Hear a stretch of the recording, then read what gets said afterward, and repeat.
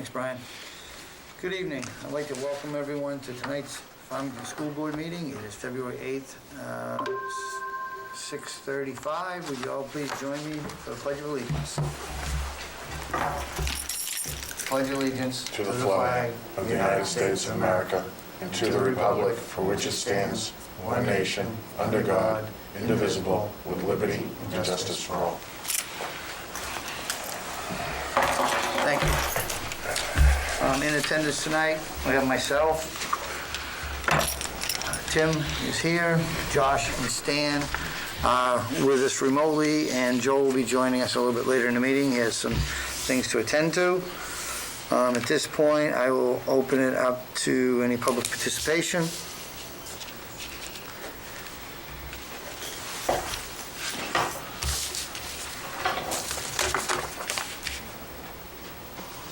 If anyone online would like to speak, go ahead and put a message in the chat, and then we can identify you to the chair.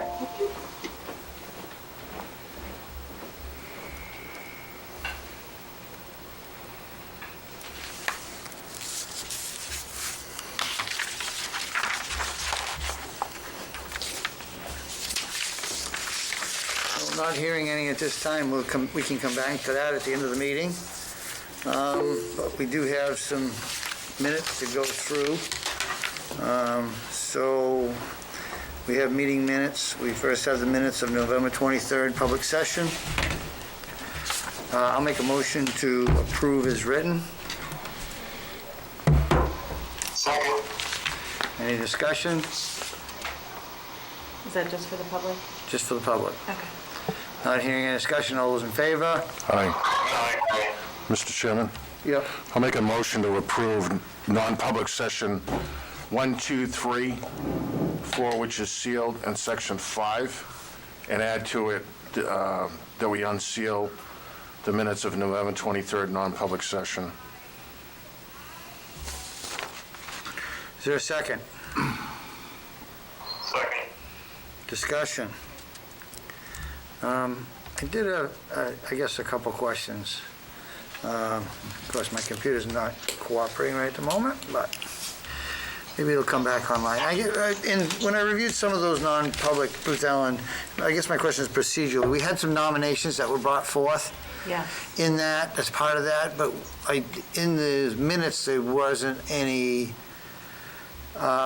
record of what the votes were taken. I believe it comes back into the public, but Okay. I will double check Okay. that.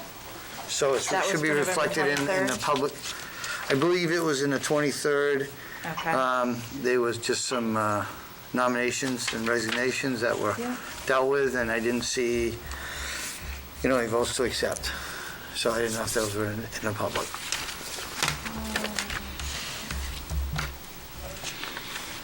Actually, it's on page 29 Okay. for non-public session 2. The motions and nominations are Okay. on page 29 of the public session section. Okay. I guess my computer signed me out. So, so you feel it's properly addressed other places in the minutes? I guess that was, and then the ones that we wanted to unseal, which was, November 23rd, non-public session 4, which is it's in the confidential folder, and there's no details. Right. okay. So any other discussion on the motion? Not hearing any, all in favor? Aye. Aye. Motion passes. Next, we have meeting minutes of December 21st, public session of the December 21st. Mr. Chair, I'll make a motion that we approve the minutes of December 21st, 2020, public session, non-public session number 1, and non-public session number 2. Do we have a second? Seconded by Josh. Any discussion? Not hearing any, all in favor? Aye. Motion passes unanimously. Next on our agenda, we have some reports. First, we have the student services. I don't know, do we have anybody that's presenting on that? I believe that Diana is present. She was out in the hallway last night. Oh. I didn't know if that was her Is she here? computer. Oh, she- I did not see you at this time. Okay, no, she is, I think, actually here, but we went through things much more quickly than I think she anticipated. Yeah, so we'll Here give she it. is. My apologies. Ah, it's the girls' home opener, it matters.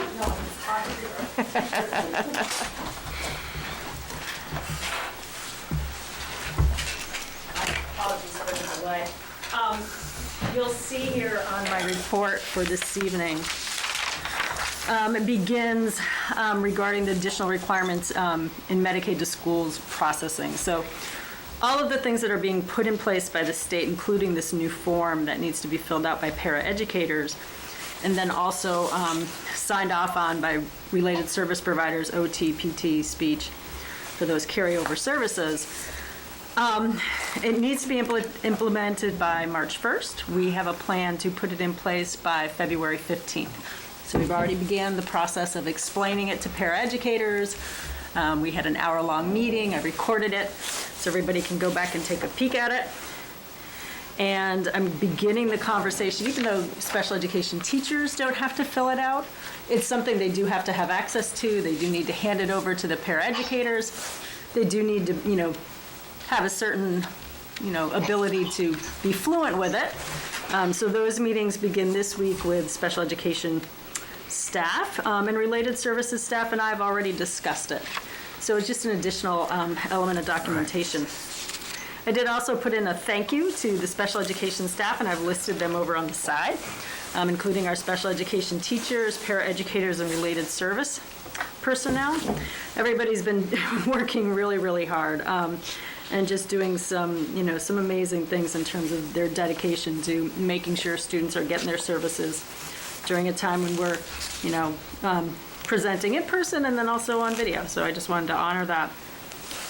Results of Indicator 13 on-site. So Indicator 13 is transition from high school into the world of work and career.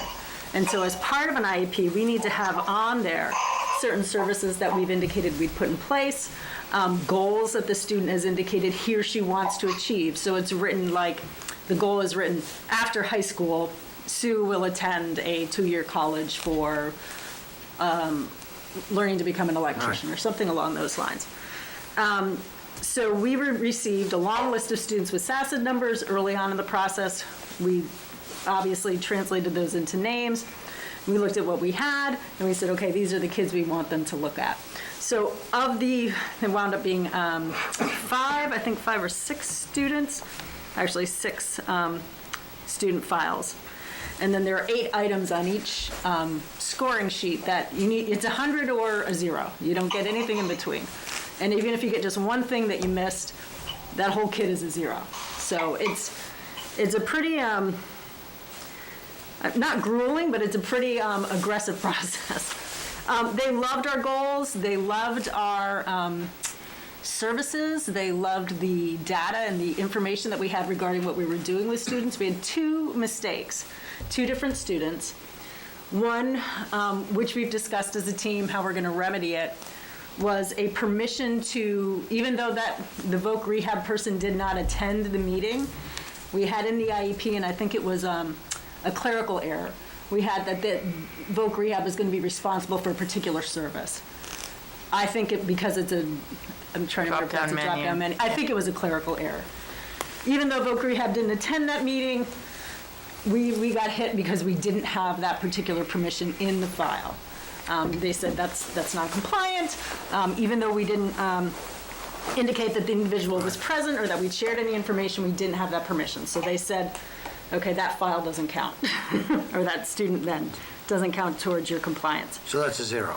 So that was a 0. And then on the other file, and this was, we spent some time arguing about this, there was a beautifully worded goal for social behavioral skills and being able to handle disagreements, and clearly applies to the workforce, clearly applies to what you do in school, because we didn't have a little sentence that said, this individual will need this skill when moving into the workforce. They didn't count that. So those are the 2 small errors. The permission one is not a small error. We certainly need to have it there. But those are the two errors that they found. So what the next process is we correct the IEP, we add that little sentence. For the one that we can add the sentence, I'm going to show them that we've already got the paperwork all done, it's ready to go. So on March 23rd, I'll show them that. Can't do anything to fix the permission piece, but certainly we're going to go forward and get that permission. And they're going to come back for a second visit and look at 2 more files. And are they looking at those 2 files or 2 additional files? 2 additional files. So, so we selected the 6 students. Yeah, of the big list of ones On the that they list, gave us. right. Yep. So we selected those students, and in any type of audit process, typically I don't know how it was done, but typically you would pick the ones that you feel you've done the best with. Right. So we picked the 6 students, and we had, like I said, 2/3 of them, or 4 out of 6, passed with flying colors. And so if you were to estimate our compliance on the balance, what would you put it at? It'd be- 66% or less? No, it's better than that. I mean, in terms of those that the ones that we didn't Right. do an audit on, yeah, I would say if you were to take all of the, you've got 6 students, you've got 48 items. Of those 48 items we were Right. checked on, we missed 2. So that's closer to like But 96%. what is what is 6 students record? What is the sampling? What is that? Is that 10%, 2%? I mean, what percentage is that 6 students? Well, many it's total students? since it can be That all the list. students from in the high school, and then it could be 8th grade too, because it's anybody 14 or older when you have to start doing the compliance piece. Let me take a look. I can probably give you some fast just- numbers.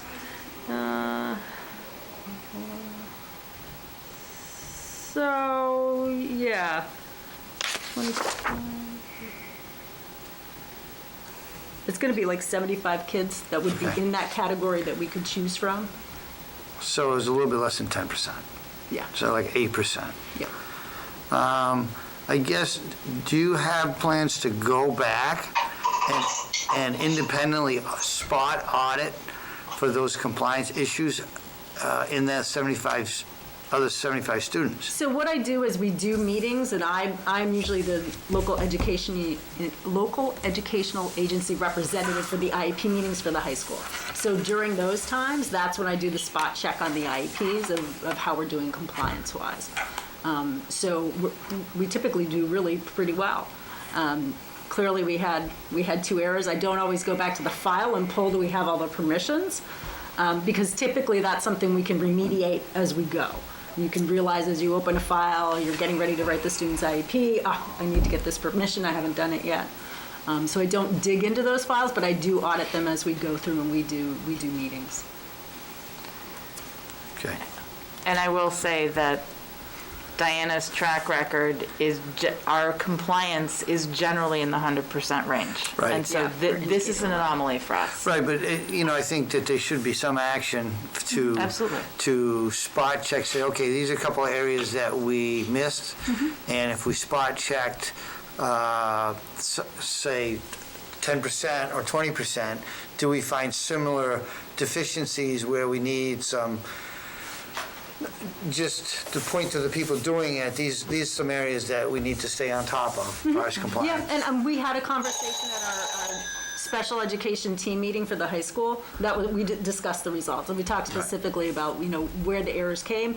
The DOE in their statements to us, they were happy that they weren't seeing a pattern of errors, that these were 2 very different types of errors and on 2 different files, so that clearly there's a consistency there, even though they said the same thing. They don't like that the rating winds up the way it does, because really we've been in good shape. We've done a lot of the things we needed to do, but those were two areas where we fell down. So we'll continue to work on being vigilant in those areas.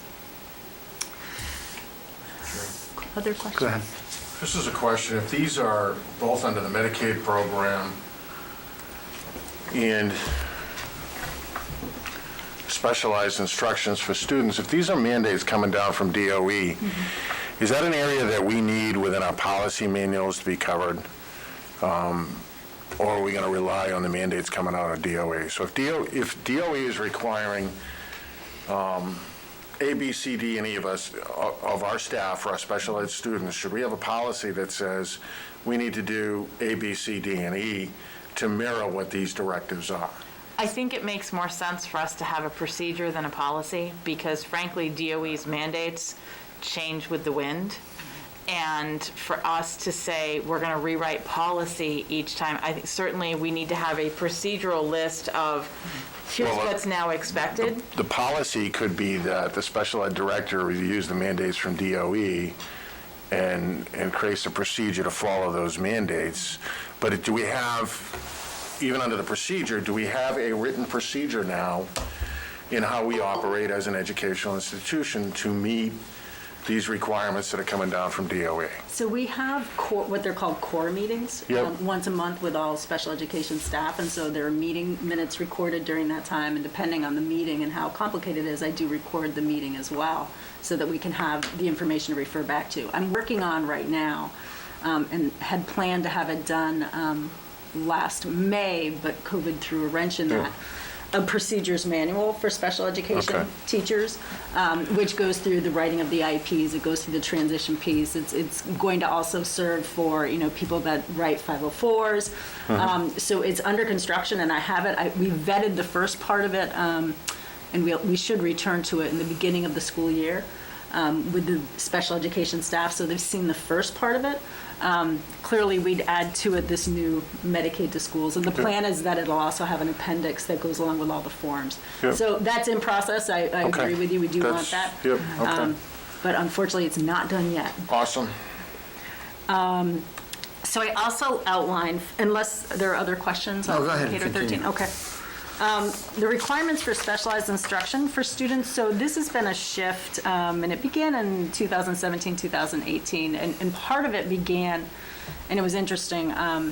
The director of special education for the state at that time was indicating that she was seeing a lot of paraprofessionals and IEPs and a lot of hiring of paraprofessionals, and for some reason, she felt that didn't bode well. So through all of that came out the requirement that special education students have, as makes sense for them to have, specialized instruction for whatever the area of remediation is. So for instance, if you've got a goal for reading, you should be receiving specialized instruction during the course of the day to remediate whatever weakness you have in reading. Same for math, writing, social emotional learning. So I just kind of spell that out in terms of something that has changed over the last, so many years in terms of special education and the services and the time that teachers, special education teachers are spending doing some instruction. So that's a little bit different profile. I also list out for you in that column on the side, the special education caseloads. I go back to the last information I presented to you in parentheses on the right-hand side. So for instance, for preschool, there's 13. You see in the parentheses +1. That means since my last report to you, there's been one increase. And actually, we're probably due to get one more. Same for kindergarten and so on. You'll also see, so for instance, at grade 5, you see the number 8, which means, and the +2 means we've gone up 2 students. I also indicate of that 18, one of them is at a charter school and one is at an out-of-district placement. So I try to make that pretty crystal clear. Down at the bottom, I've also indicated that we've had, at least recently, 12 students with special ed added to the roster. We've actually had a few more even since I did this report in the beginning of February. Those 3 students that have yet to be added were added this week. And then we have 11 students who are in the referral process.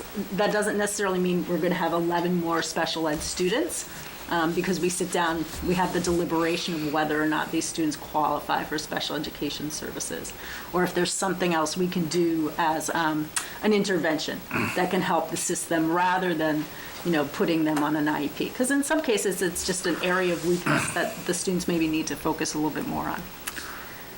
Questions about Yeah, those? question on grade 12. You have a statement that says includes 6 staying until age 21, and then below that you have 4 out of district, all graduate/aged out. Yep. is that 4 of the 6, or is that 4 in addition to the 6? That 4 is included in the number 24. So that's just giving you some details about what that 24 represents. So of that population of 24, there's 6 kids in there who are staying till age 21, and special education kids have the right to stay until age 21 should they choose to do so.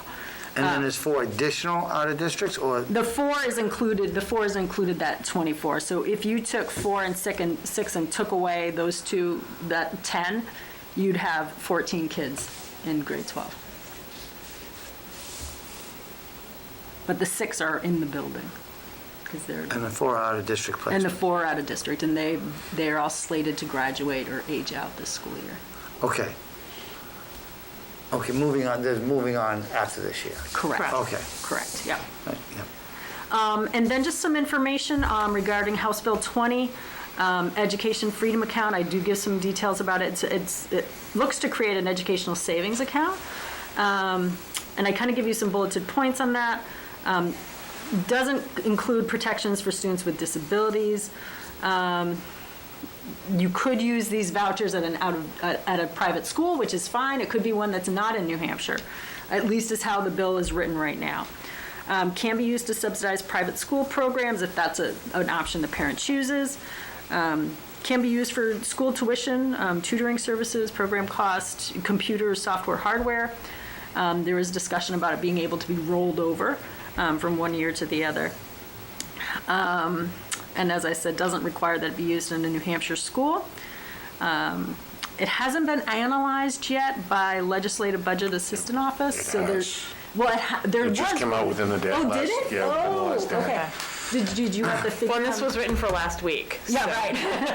I went through it, it's pretty extensive, it'd Yeah. probably take 2 or 3 readings to actually Yeah. do it. It's up on Jim Horgan's Facebook page. Okay, I'll have to go take a peek.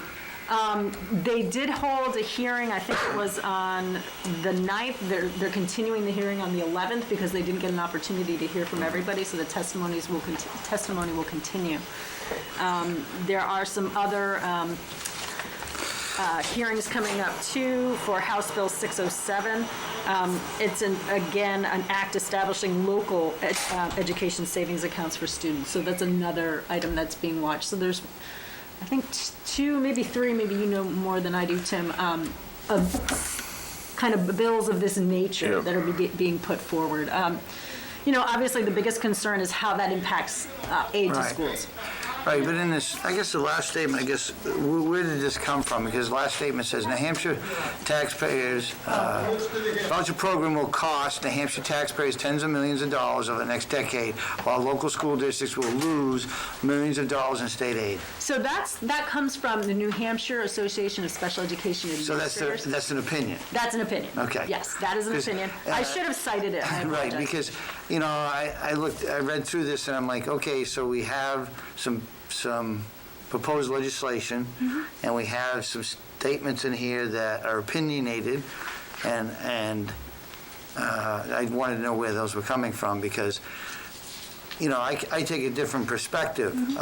The taxpayers paid money for the children's education and the children of the state's education. So if a parent or somebody deems that they would be better off in another system, and they feel that those funds should go with that child, how is that a bad thing? Yeah, and I'm not, yeah, I hear you, and I So it's just like I'll no cite it different next time.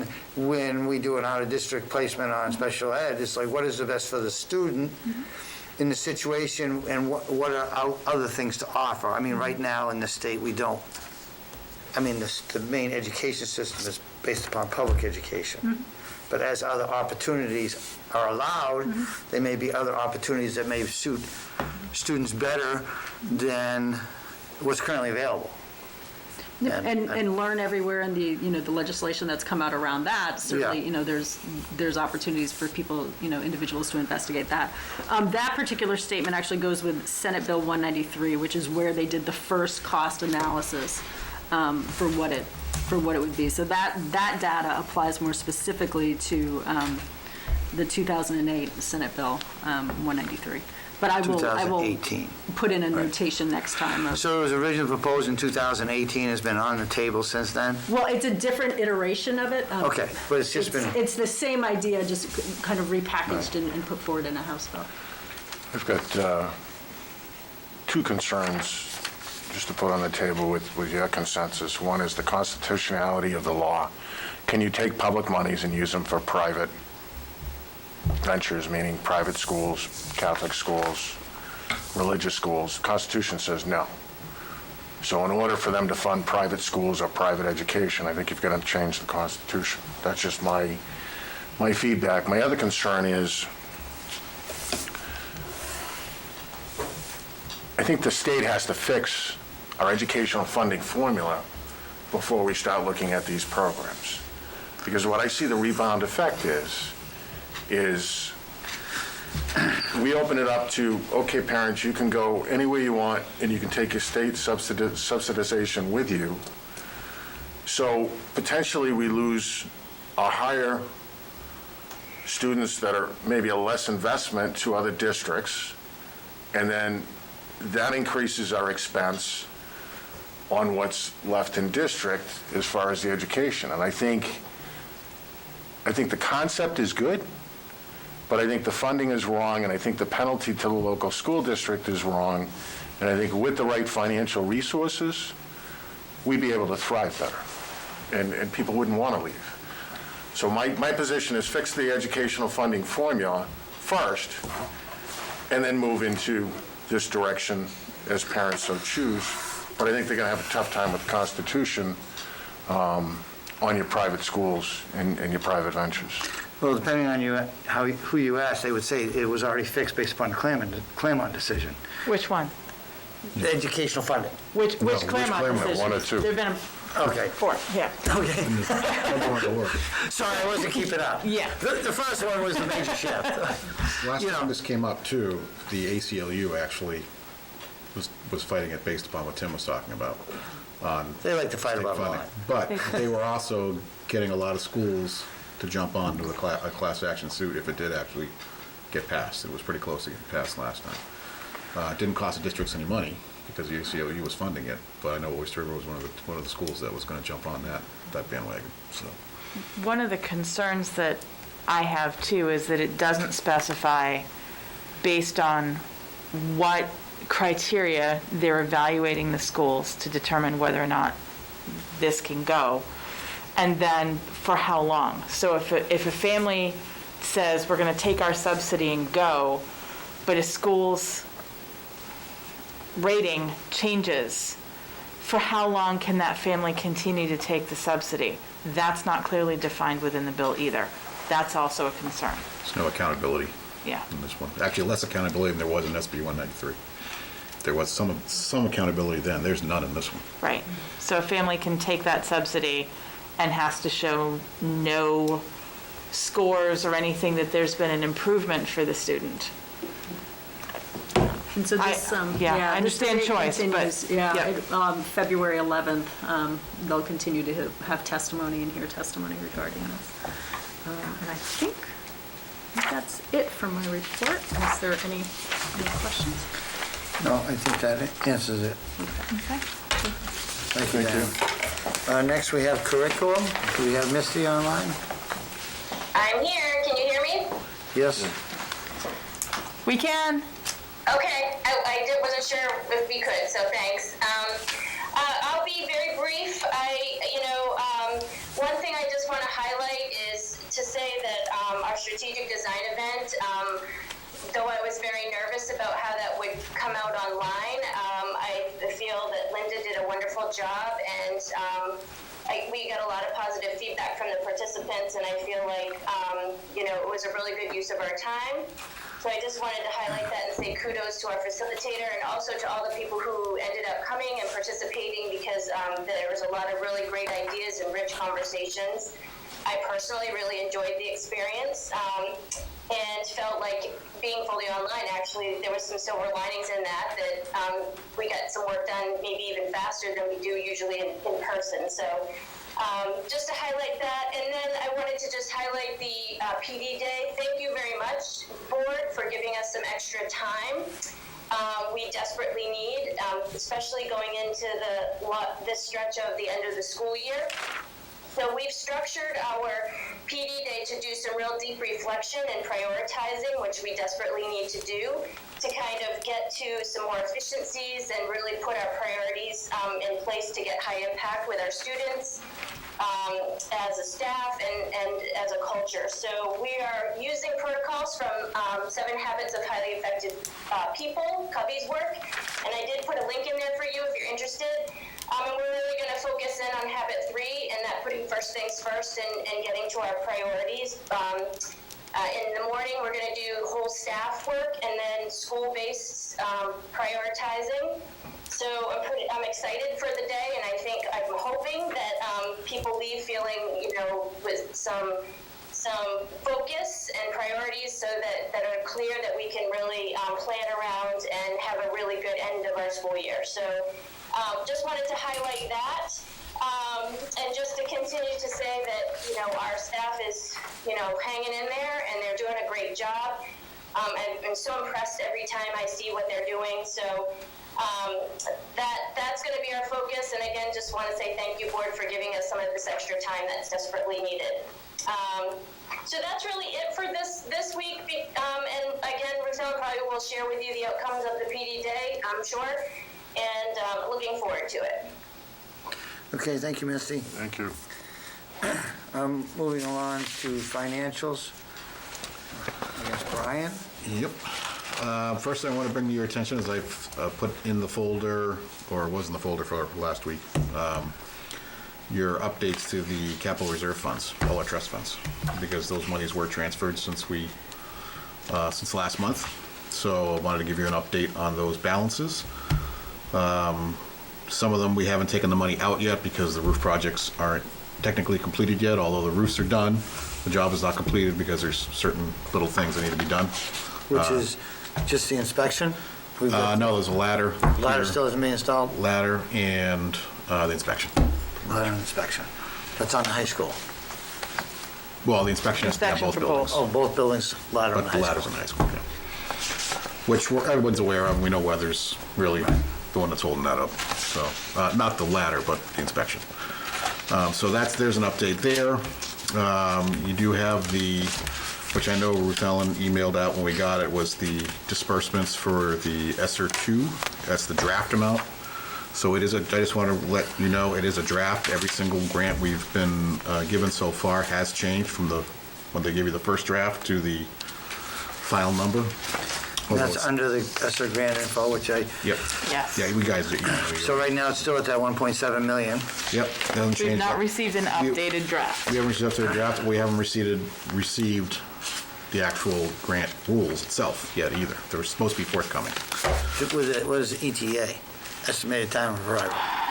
As soon as we get them. No, but what are they telling us? They're not telling us anything. They never give us you'll have them they kind of appear. Not even expected date. We have generalities, we have broad strokes, which give us a lot of space to plan in, but what we haven't been given is, this is exactly where you are with this. Oftentimes they come back with buckets, so much of this needs to be spent for this, some of it needs to be spent for that. They may not do that this time, but we want to be kind of circumspect as we're starting to plan things out, make sure that we don't get ourselves too far down into a box. And really, we need to finish spending ESSER 1 first, because that ends in September. And we have more time with this. We have through next year and possibly into the following year before that needs to be fully expended.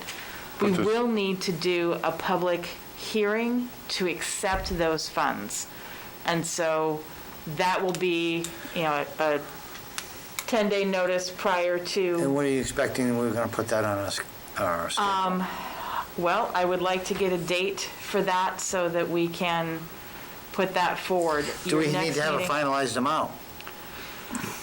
You should. We should, otherwise we're Because going the to have problem to is if change you it do it again. and then the number goes up, you gotta go to another hearing. If it goes If down. it goes you're down, good. you can just spend up to what it goes down to. But, I mean, I guess And it's it's also not, probably safe to say they're not going to give us 2 million, so you could do an up to amount, but they really prefer in the public hearing that it is a specified amount. and there's no, I don't think there's a rush on this one, only because we still have to go through our ESSER 1 grant. And what is our expected completion of that? September, the end of September. Well, that's when the money runs out. Right. Right, but When will we us- have it spent down? Well, we've been kind of waiting to see exactly what we had here. We now have a little bit more latitude. We have it roughly in buckets because we needed to show how we were going to expend it before we could do the SPSRF. But There's some small we tweaks you now gotta need do, to yeah. go back and do some tweaks because some of the things went into the SPSRF. So now I can rewrite those buckets in the CARES Act. Now, there was a memo or email that went out regarding FEMA and a change to that. And We how does have that- received nothing from the state yet. But didn't they say the broad strokes is the rules have changed, now you can basically put some stuff under that? We can put some things under FEMA now that we couldn't, but we haven't gotten that from the state. We have from the feds, here's what was signed. We don't have how the state guidance attaches to that. It usually comes with an appendix that says to the state, and here's where our window is going to be. I don't have that yet. I anticipate it will be soon. They've moved pretty quickly on both of these grants. For us to get the guidance as quickly as we have has been unprecedented, but we don't have everything yet. And this new one is, they really are emphasizing putting that money towards the academic side as far as getting the kids caught up, whether it be tutors, credit recovery, summer schools, things like that. That's really what they're emphasizing, that money be spent on, which granted, you can't spend all of it on that, but that was the idea behind it. When you say they, Brian, who's they? DOE. DOE New Hampshire or DOE US? The federal DOE, when they first designed it, was to come out. All the guidance I've seen so far is the emphasis is to kind of fill that gap that kids have lost over the last 11 months. I disagree. Yeah. I disagree, because a big portion of that money is also safety, PPE, and facility upgrades to make sure that the virus doesn't spread. Okay, but, It's right here. yeah, but the numbers haven't come out where you could spend it. You could probably spend it all on one thing if you wanted to and not spend it on academics, but that was the Yeah. point, was that when it came out, they want to spend it on academics. I think what you've mentioned is allowable under the grant, but there was a focus as they rolled it out in filling the gaps as it went. Right. But I haven't seen a guidance that says you must spend X percent toward this and X percent towards that. I've read 360 pages of federal legislation, and there isn't a preference one way over the other. These are your allowable areas, and when we are funding for learning loss, they want to see milestones and proven programs to make up for that. So learning loss is a big portion of that grant, but it's not the only portion. Correct. The priorities are left to the board. Is that the total numbers of pages in it, or you still got more to go? No, I've got to read it a couple more times, but that's it's what I 360. went through, 360 pages. Nice, little So bedside reading. I wouldn't get that far. I guess my other thing too is what's the board's position on supplement versus supplant? What's the administration's position? Because at deliberative, I heard we can't use this money to supplant, that it has to be supplemental. And that's not what ESSER is saying. There is no supplemental versus supplant in the ESSER funding or CARES Act 1. And here's the DOE paperwork saying Okay, that there I'll is take none. a look at it.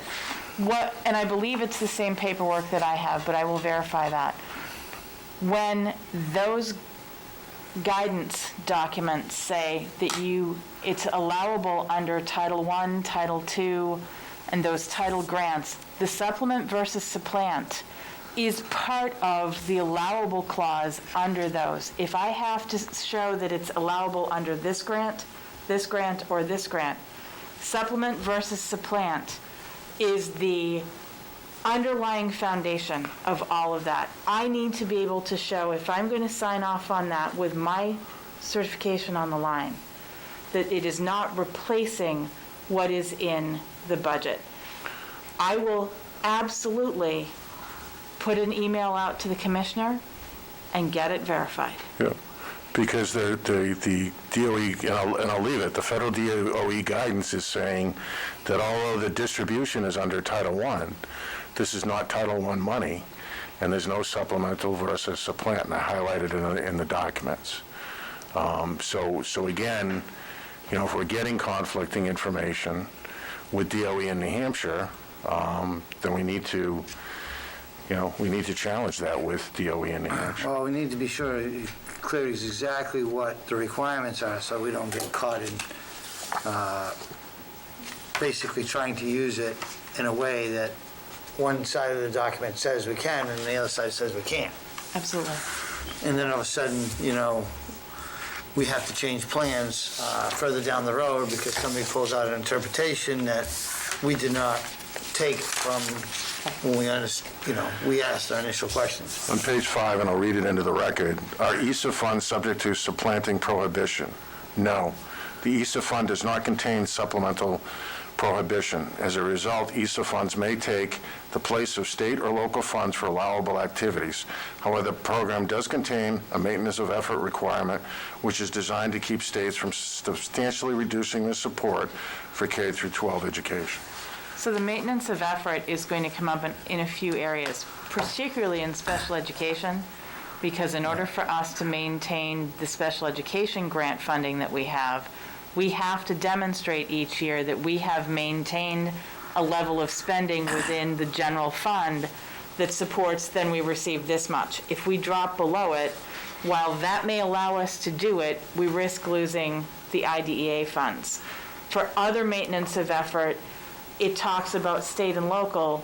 So for state maintenance of effort, they need to be showing in the biennial budget that they're not cutting our adequacy because we received these funds. But on the other hand, we also need to show that we are spending what we have budgeted, maybe not on the same things, but we're spending our budget and not saying this is going to just take the place of, and we're going to return the monies to the taxpayer. I don't think that's the board's intent. I think the board's intent is going to be that we're going to spend this money to offset, A, what we need for safety, and B, what the children have lost for educational resources. That's our intent going forward. But there may be some areas where, because of budget shifts or whatever, that, we have to spend money that may also be in the budget. And according to the federal guidelines, it's clear that we can do it.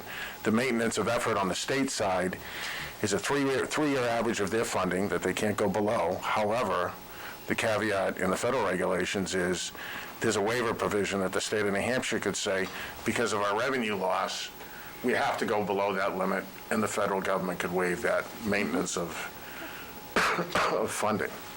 But in the last revenue projections, I didn't hear what the numbers are. We're doing better. How far off was it percentage-wise from what they originally expected? I don't know. What was the It wasn't original just dire. expectation, and what is it now? I mean, they say we're doing far better, but without applying any numbers to that, you don't know if we were expecting to all be relative. 30% off and we're 8, or we're 20, or 2% off. I haven't heard numbers put to it. I've heard Mr. Petrie speak at length about how it's not as bad as we anticipated.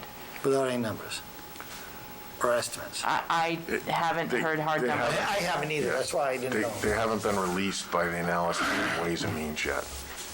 True numbers. So I guess my underlying question, Brian, is, based upon the board's directive on the $1 million freeze, is there anything that you see as a showstopper that's going to prevent us from staying with that?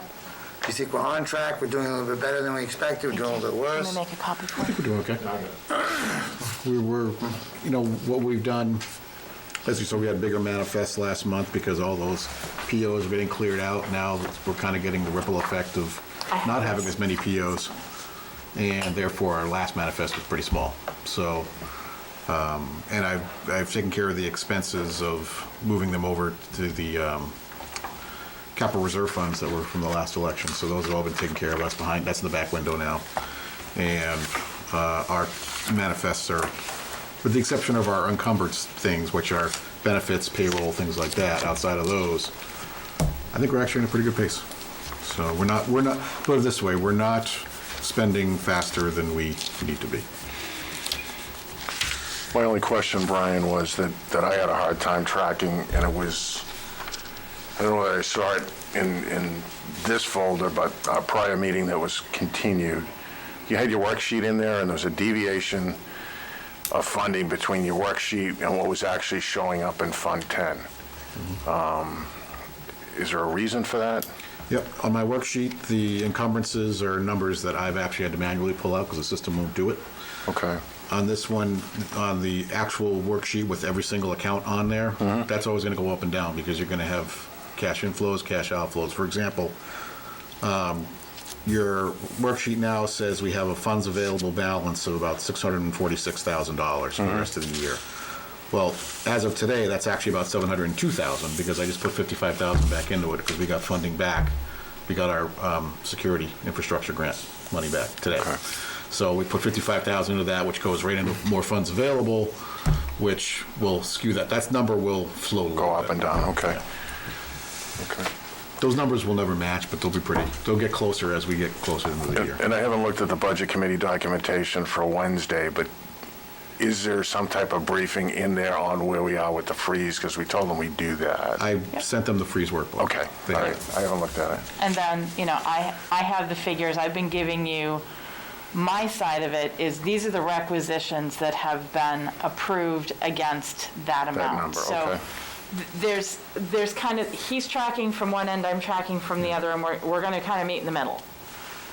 Because she's not, the luxury with her list is she won't put anything in there that's already encumbered.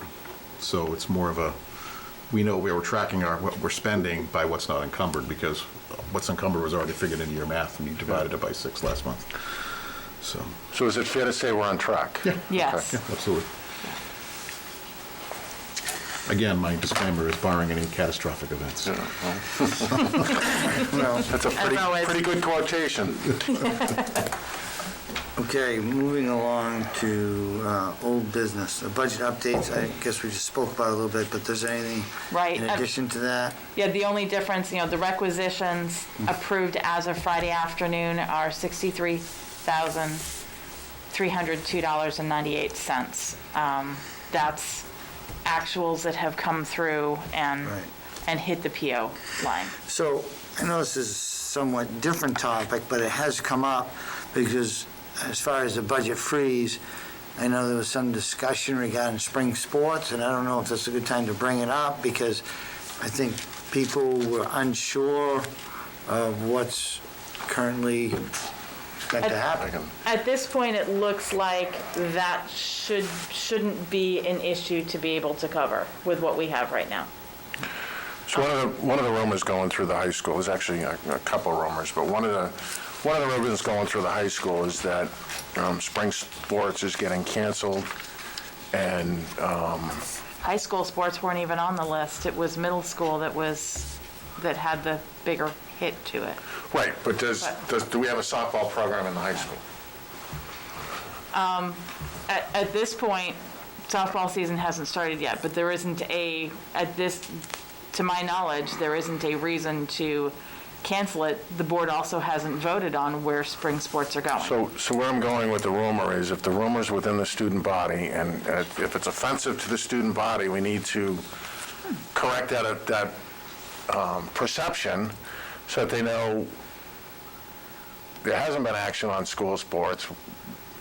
Right now, we don't see a reason to change anything that's planned in the future of going It's forward. based upon funding. But we have to make those decisions But at this point, based on funding and safety. there's no plans to reduce At this sports point- based upon financial reasons. I don't see a financial Okay. reason There to could be other reduce reasons sports based on- at Could be either lack of level. participation. Lack of participation, it could be COVID-related. Correct.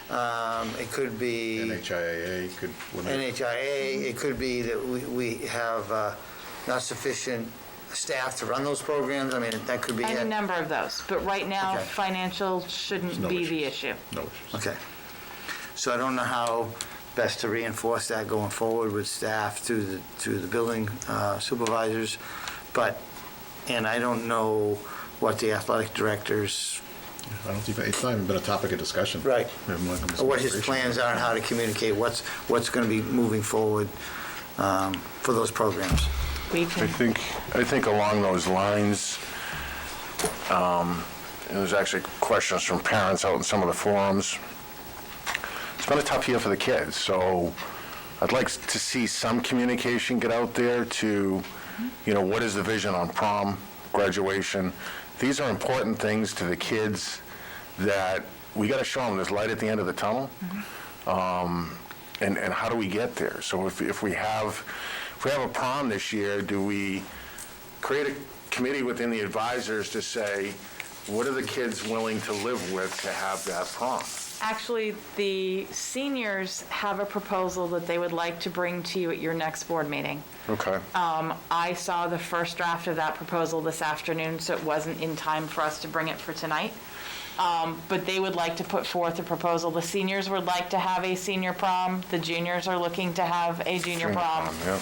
I haven't seen the juniors' proposal yet, but I've seen what the seniors are looking at. I've given them some feedback for them to kind of look at, fine tune, and then bring to the board next week, or whenever your next meeting is. depending. So I assume that's looking at as far as how they're going to apply CDC guidelines, social Yes. distancing. It's really up to the state what they. what And they- it is partly up to the state how that's going to go. We have. Has that given any guidance or suggestions? Or- As of yet, I have received nothing that says prom guidance.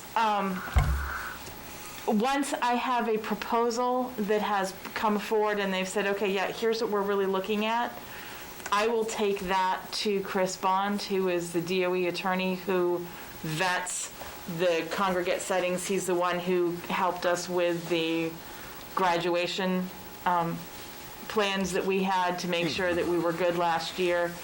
And I will make sure that we have met all current guidelines that we're allowed to do. I want to make sure that we don't hit the news as the next super spreader, but I certainly don't want to say to the kids, you can't do this. I would love to be able to find a way to make this happen. Tim? So, and I agree with that. I want to see the kids be able to have their prom in the safest fashion forward. And along that lines, as they're submitting plans to the board, I'd really like to see some type of testing procedure in there prior to. That's in their Particularly, plan. okay, particularly for plan. this event. But needing to find out exactly, because say if they test Wednesday, that doesn't necessarily tell me where they are Saturday. So what's that going to look like? And do we have the ability to do rapid testing that morning? I don't know. Okay. We're kind of looking to see what's possible. Yep. Okay. And it'd be nice to end this year where some of the impossibles that didn't happen last year can re-happen this year. Now, is the Yep. prom typical for seniors, or are we doing that because they lost out last year? Because they lost last Okay. year, yep. All right, And very so they've got a pretty good plan in place. They want to have it outside, either here or at the golf course. And from there, we're still working out some details, but the students would like to present that to you next week. Okay, perfect. So with Looking your forward permission, to it. put Next them on the meeting. agenda? Yes. Okay.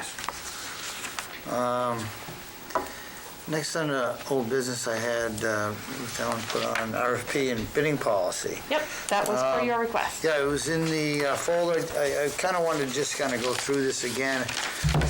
Brian wasn't with us when we had made an addendum to that as far as a pre-bidding school board approval form. And I was thinking, I had a couple of questions in the policy, but also I'd like to have maybe come back and with some thoughts that Brian might see, based upon his experience, maybe potential revisions or cleaning this up. On the policy, we have 3 processes, either electronic, sealed bid, or hybrid. And I know I saw this on some of the roof bids. We require that the documents are password protected, and also that it's an unalterable digital format like a PDF.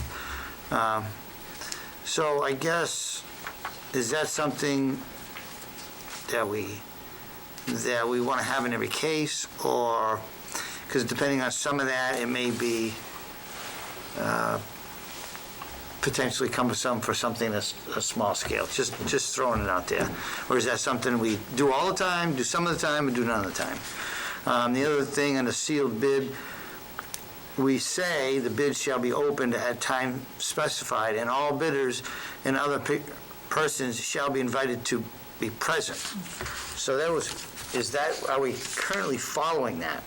We have been. Yeah. Okay, When we put it out, we let them know that this is when the bids will be open, Okay. and this is where the bids will be opened. okay. We have had bidders who have come in to Right. watch us open the bids. Okay. Not Since I've been here. Well, not since you've been here, Right. but Yeah, we do open it, we actually sit down at the table and we take notes and we make sure, all right, we're gonna do it in a certain order. But we don't have that statement in electronic bid. We have it in hybrid, we have it in sealed. So if we were to say it's only electronic, so here in this policy, we're saying we're going to specify this as part of the bid process. it should be. You're So right. Should it be there So also? that statement should be included. Actually, what should be done is it should be taken out of that part, and it should go after the 3 types. Right, for All all. bidders are okay. welcome to. Yeah. And then in the last paragraph, it says, "The board also reserves the right to negotiate with the bidder when all bids exceed the budgeted appropriation." I think that there's possible situations where the board would negotiate with a bidder or bidders based upon things that change, that come to light. So thoughts were that could be revised to reserves the right to negotiate with a bidder or bidders when the need arises. Just some wording, because we may have situations, because the bid may be specific to go out times, dates, materials, and based upon the bid policy, we may say, okay, we've now got a different opinion of some of these requirements that we'll put in. And that was given to us by legal, and again, we can have it vetted, but the caution was that if we just had it in as the need arises, that we didn't get into a situation where we've opened these sealed bids. Right. Oh, that's better, but we want to talk to so-and-so, so we take this information, go to them and negotiate. That's what they want to make sure we're not doing.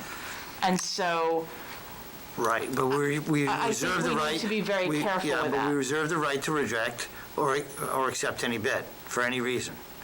So in There is essence. that.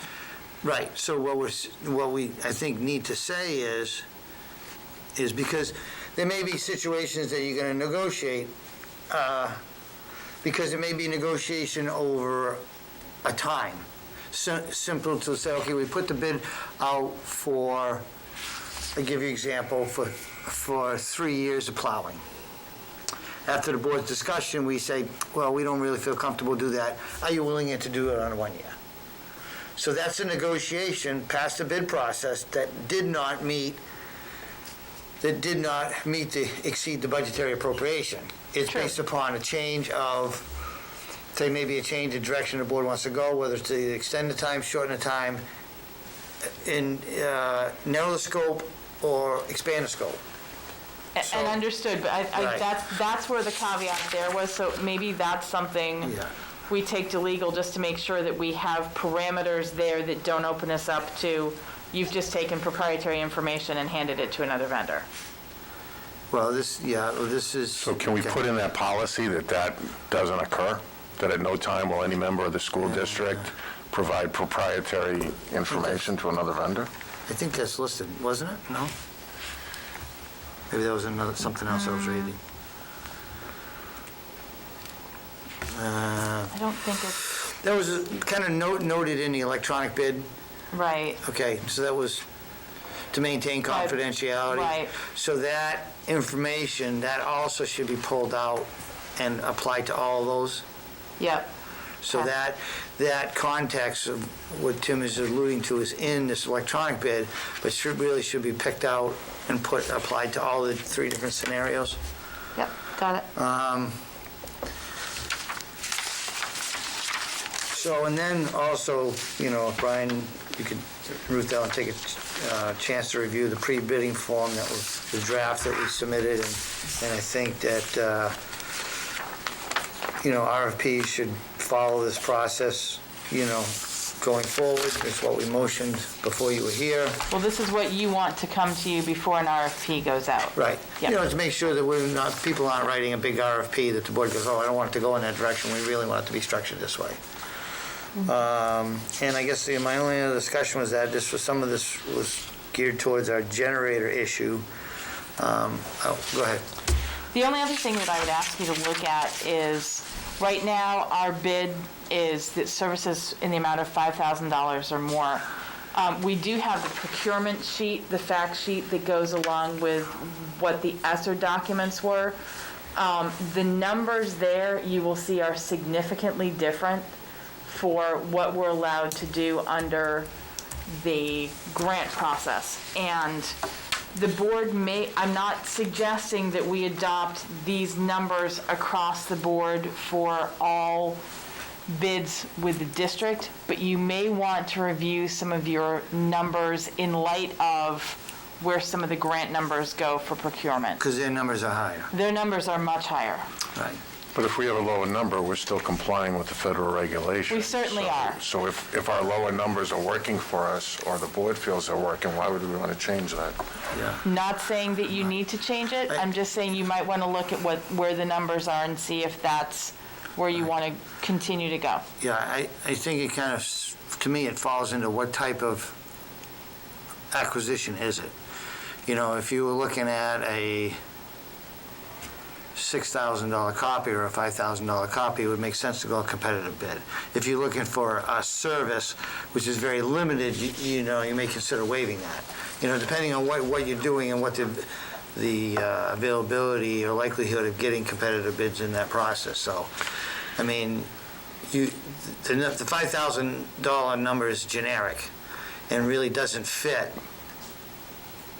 really much of our RFPs, because they're fundamentally pretty different, whether we're just chasing paper or we're looking for specific services which are much more difficult to get competitive bids on. You know what I'm saying? So we may, in some process, we may be more likely to waive that number depending on what we're looking for. So you could say this is the number, but it's really, does that make sense for what you're trying to purchase in a competitive situation? Because there's some things that if, for example, we had the roofs done, it was a couple $100,000 project, we picked the vendor, and if he were to come back with us a change for something that we would look at, says, hey, could you do this?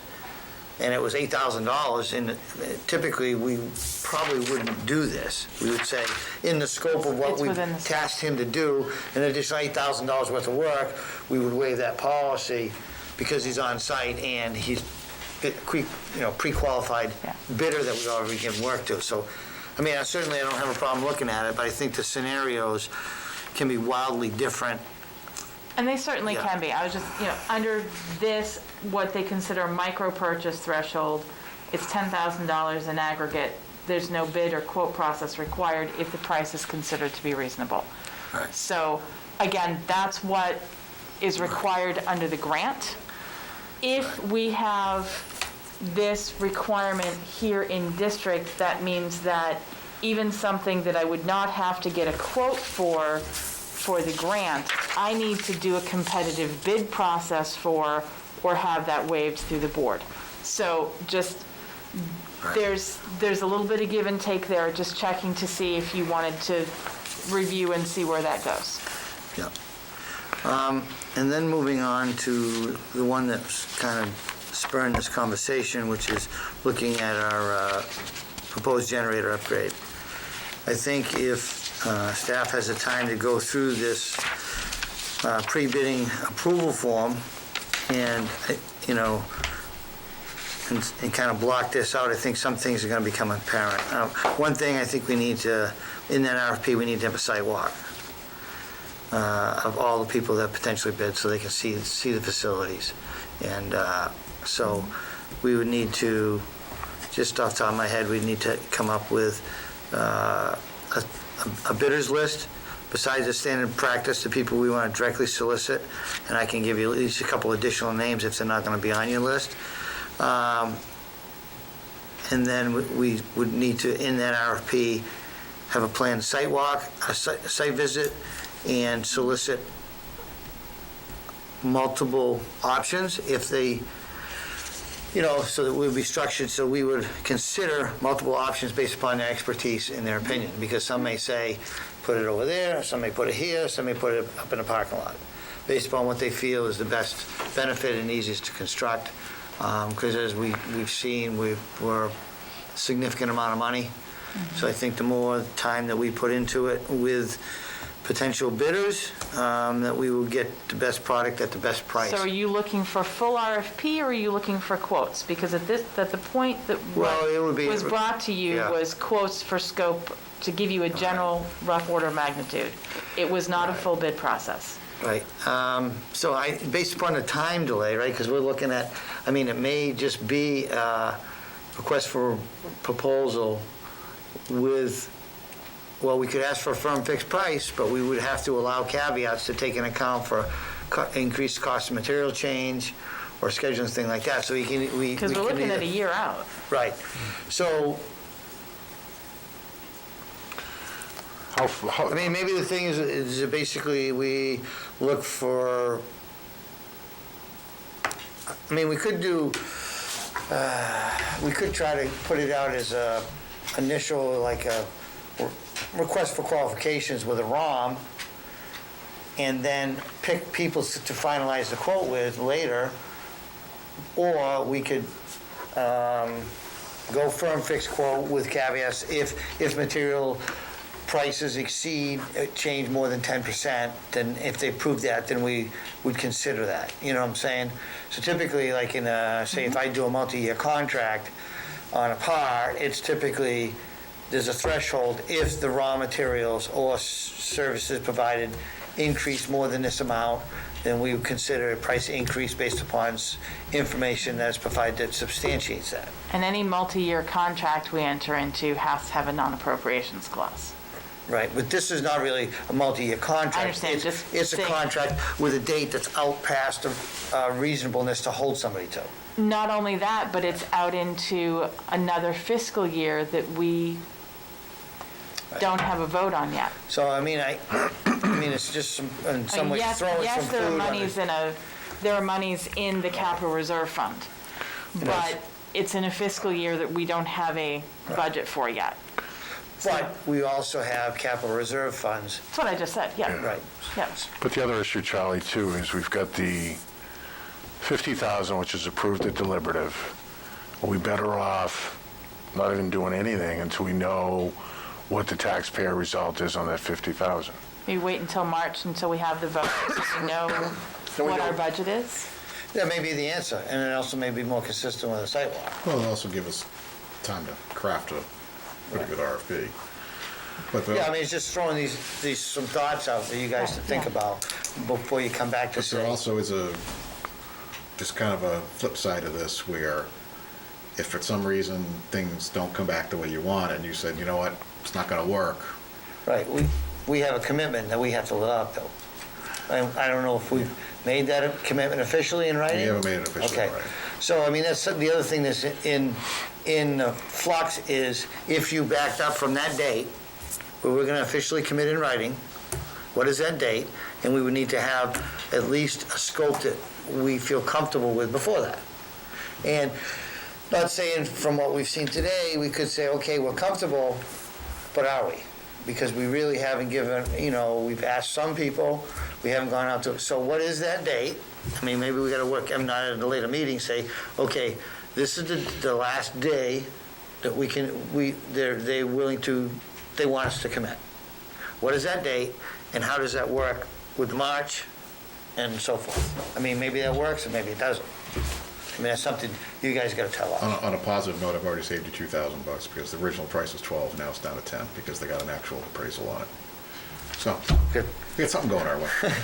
Yeah, I think it's doable. It's certainly something I want to see done and completed. But it's a significant amount of money, and I think if we ask the right questions of the right people at the right times, we can do as well as we can. Are we going to potentially cut it in half? We may only take 5% off. But it's taxpayers' money, we got to give it our best shot. And my other thing is I need to kind of zero down on what you can get so I can carve that out of the RFP. Yeah, we can get, once it's disconnected at Oyster River, we can get the crane and transportation. And if we have to, depending on a contractor, if we have to make pavement repair up here, we can get that done. However, what the paving contractor was saying is, depending on what you use for general contractor, there's tunneling machines that they have that'll actually go under the pavement, so you're not cutting up your pavement to get that PVC through to run your lines. So that ultimately would be the better way to get it from the contractor, but if we have to do damage or damage occurs, we can get it repaired. There's also transfer of fuel from down there too, because there's fuel, Yeah. diesel fuel in the tank that needs to be pumped out because you can't transport it with fuel in it. The only other thing on the paving is the paving will be labor. We'll probably, if they trench it up, there'll probably be a truck of asphalt, which at their cost won't be much, but we might have to pay for a truck of asphalt. And that's going to fluctuate depending on gas prices. Yeah, I mean, as we get down, so I guess if you can get back to us on when you think that commitment needs to happen, I'll talk. and then we'll kind of says, okay, we're going to try to back into that so that we know as close as we can what we're signing up for. And, it's really where that time is, how close we can narrow that, and is the board comfortable, whatever that result is? Because if they say we need to have it by next week, well, then we're going to need to make some discussions and based upon what we've got. If they say, May 1st is fine, then we'll back up from there to try to narrow that down as best as we can with the services that are being donated, assistance, and depending on what that site walk and RFPs look like, it may spur in other directions that we could potentially go. Like somebody might say the location directly behind the building on the hill is actually the best way to do it. I don't know. So do we want to target right now, not knowing what that date is, but if we were to say target, second week in April to have that information back, right, in a perfect world, if we have that long? Does that yeah, I think the first question we have to ask say this is Oyster the- River is, what are you guys looking at for timelines? Right. Yeah, what's our And go-to? and then once we have those timelines, then we can figure out, Right, so if we have a March town meeting, I don't see any reason why we shouldn't be ready with that RFP within, I think we 2 can weeks. write the RFP Right. before the Right. vote, and Right. then how, which version goes gets determined yes, by the as soon vote. as after that, we should have that basically site walk and RFP out, or say that RFP out and a site walk in that time period. So basically it could be as earliest as the next meeting, but I would say within 2 meetings, a town meeting, that basically this goes out, and timeline will have to follow, because if it's gonna go out, say, 2 weeks after the town meeting, there's gonna be a posting notice, so there may be 2 to 3 weeks after that, you'd have a site visit, and then you're gonna have additional 2 weeks, or 10 days for when you get those quotes back, maybe 2 weeks. So there alone, you're into 4 weeks minimum from the time the RFP is sent before you have quotes back in, because you're gonna have I mean, maybe you could do a site walk out in the first week, and then 2 weeks you could condense it to 3. You If know, we- With the roofs, I think we did the site walk, and then it was basically a month from the site walk. yeah. I think you could have at least minimum So- 2 weeks. So if we had the RFP to you by March 1st for approval, it's before the vote. The vote is the 9th.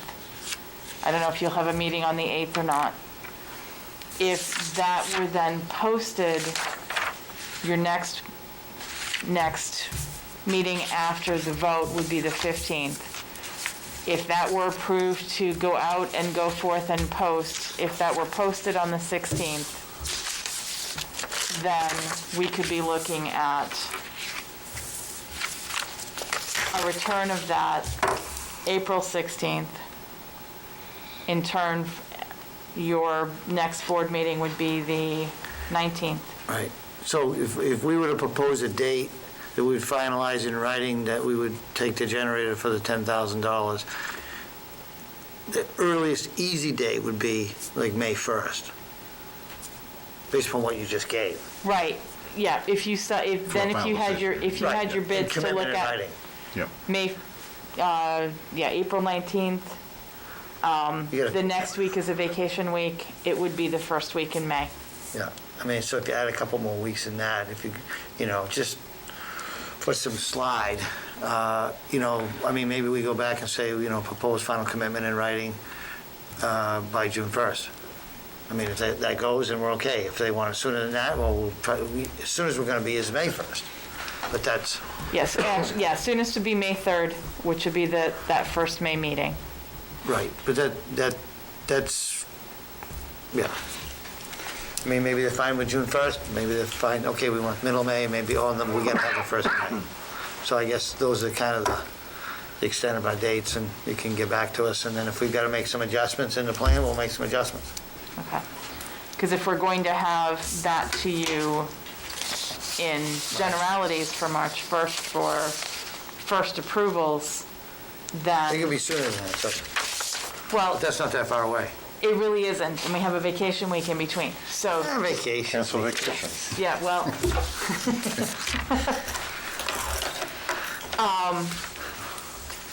Okay, all right, that works. Okay, so moving on.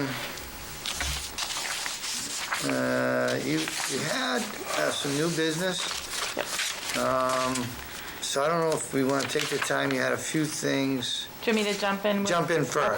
Before we Okay, get I into will. federal money and legal policy. And I know I had written down social media policy, because it was in our folder, and Yep, and we were going to talk about, but go ahead with the ones you have. Okay, so we have a request for a job fair, which will be, and I don't have the date. It was May, I'm sorry. Thank you. Okay. There's a request to put on a job fair. It will be held outside. It will be both for students, but also for the community to be able to get information about jobs that are available, programs that are available for those who are looking to enter or re-enter the job market. And that will be held as part of our student assistance and transition team pieces, but also be able to support the community at large as well. And we're looking at a May target date. Diana will give me the exact date in a moment. But it will be the afternoon, and socially distanced outside, done kind of as a community fair on the football field. So, but again, it's a gathering that we need board approvals for, and obviously will be subject to emergency order and/or changes based on our fluctuations. Friday, May 21st. Thank you. Do you have a projected attendance? When we have done them in the past, our attendance has been under 150 Okay, 150 people. total. So total people, looking, including students and people coming from participants. outside. Okay. Even if we were inundated, I wouldn't assume that it would be more than 300, and I wouldn't expect them all to be there at the same time. So And I what think is, that would be a tremendous turnout. what's our capacity right now under the existing orders today for a public gathering? Is it 150? I believe it's 50% of capacity. It's 50% of capacity, and it would be outside. So What happens if it rains? we'd have to do a rain date. We're not So looking to that's the bring it in. proposal, so the proposal is that date or a rain date? Yeah, we're not looking to bring it inside. Okay. And again, I will double check the numbers with Chris Bond and make sure that we're good there. But I envision So- something kind of like the blocks that we did for graduation out on the football field. I'm fine with it. My only concern is that we have some not knowing where the numbers are going to go, we have some contingencies in place. So if we do get hit with a number, then we need a plan somehow that, kind of like they do at the retail stores, as people leave, more people are allowed to go in. So not to Right. cancel the event, but to control what our Numbers. requirements are under the public orders. But I'm fine with it, and I'll make the motion to approve it. The motion is, I'll second for discussion. Any discussion? 100% for it.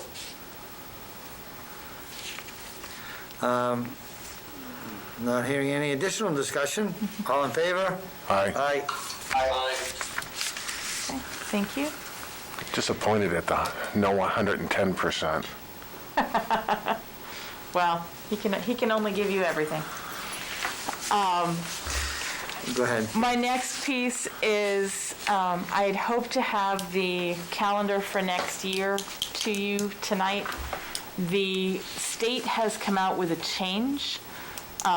Their projected or suggested calendar had next year's February vacation the last week, full week in February, which is typically where it falls. At the end of last week, they came out with guidance saying, wait, we just realized that's the same week as Massachusetts. We can't do that. So we want you to move it to the first full week in March.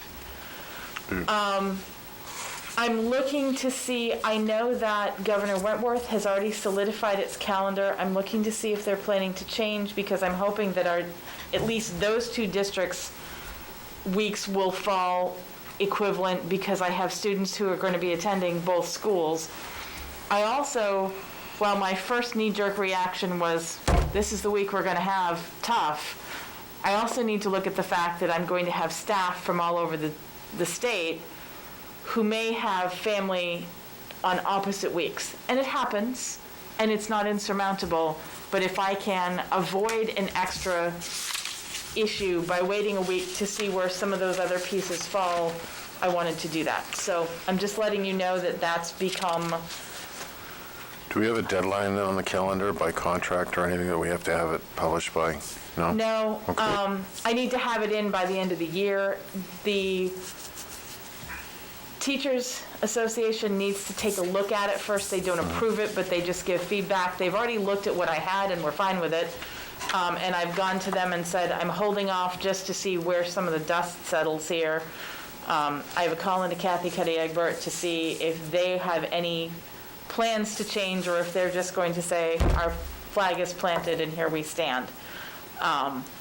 But just to let you know that that's where that is, and I'm hoping to have more solid information for you next week. And it comes in helpful to plan payrolls too, for budget. It's very necessary to So, plan payroll. Especially the next payroll year, which is, we've had to really dig into, and I think we've got that solved. Okay. Also, I'm hoping to bring to you next week, we have a student who is very interested in sharing her ideas for replacing the trophy cases at Henry Wilson. I know that an idea has been pitched to Charlie. Yep. And looking to see what we can get donated for Right. materials or labor on that. And this student would love to come in and just kind of share her ideas with Good. you. Yep.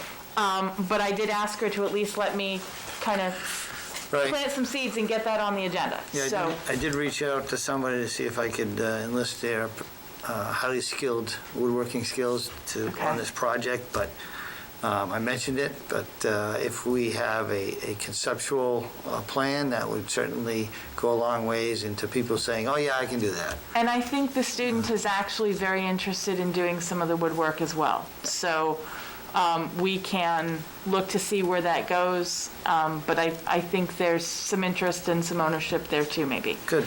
Because I think she was considering or thinking it was wanted 2 6-foot cases.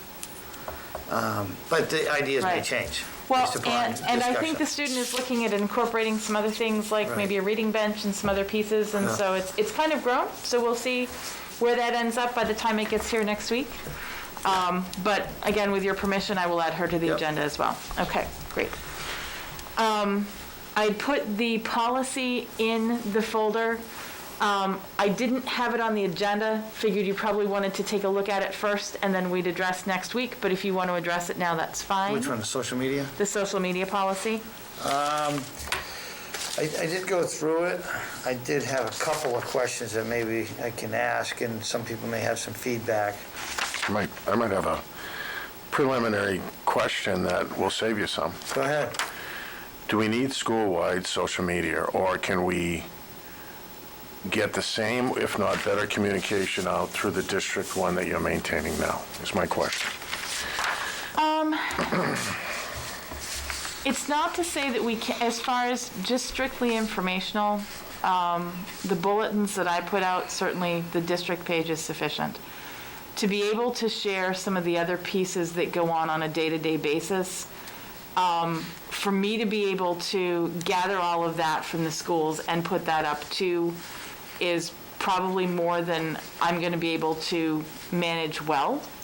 Not to say that others can't have access to the same page. I want to be careful how many people are accessing the page.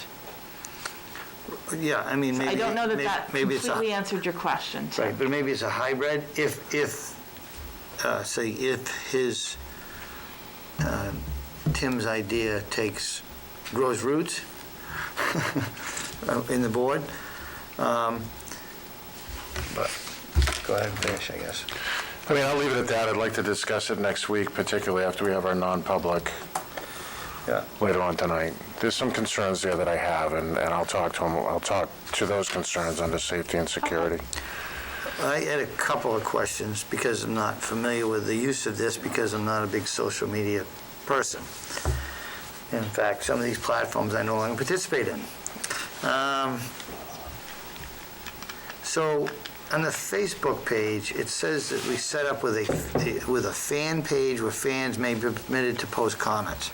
That was part of the original, that was part of the policy that was in existence. Right, and that's how it's been applied lately, or We were we've restricted required it? to set it up with comments able to be left, but we have the ability then to block comments if need be. It originally had been set up without comments allowed to be left, and that became a fairly highly charged and challenged So that was a issue. directive of a previous board? Okay. When you said... That's my understanding, Okay. yes. That's fine. It became challenging from whom? No, there were challenges from the community for not being able to Post comments? comment. Okay. So that was before my time. It talks about, but right now, we're currently allowing it? Or when we... There are some limited comments that are allowed, and I am able to see comments. They're not always publicly viewable. I can see the comments that come in and will often respond to people, but they're not always published comments. Well, I think that raises some concerns for me I'll bring up later. Then we made mention of, it talked about trying to limit, where did I find it? The district shall make a reasonable effort to block followers who are deemed inappropriate if they can be seen by others viewing in its followers list. And again, that was in the original Yeah. language of this Right. policy. Yeah. This policy was adopted at a point when I was not in district. Right. So I guess what is the intent of that, or was the intent to block followers? Was it to block followers that, for what reasons, I guess? Because if we're going to, if this were to be the policy that we're using, wouldn't we need criteria in which we would do that is applied consistently and fairly for reasons that? I think the concern is, let's say, if we were being followed by a group that was antithetically opposed to anything we stood for as a public education system, that might send a message that was concerning.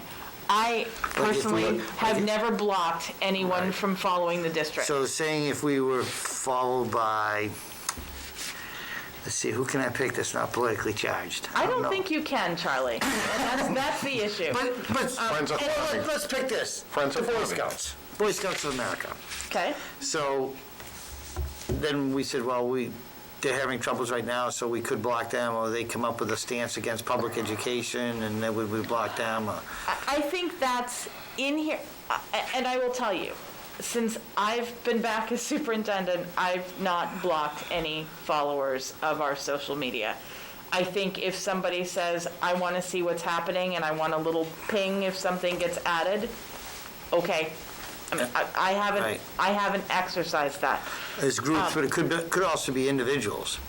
Could Absolutely. be individuals that are, say, are incarcerated, currently incarcerated, or, I mean, I guess that was my question is, who is this intended to apply to?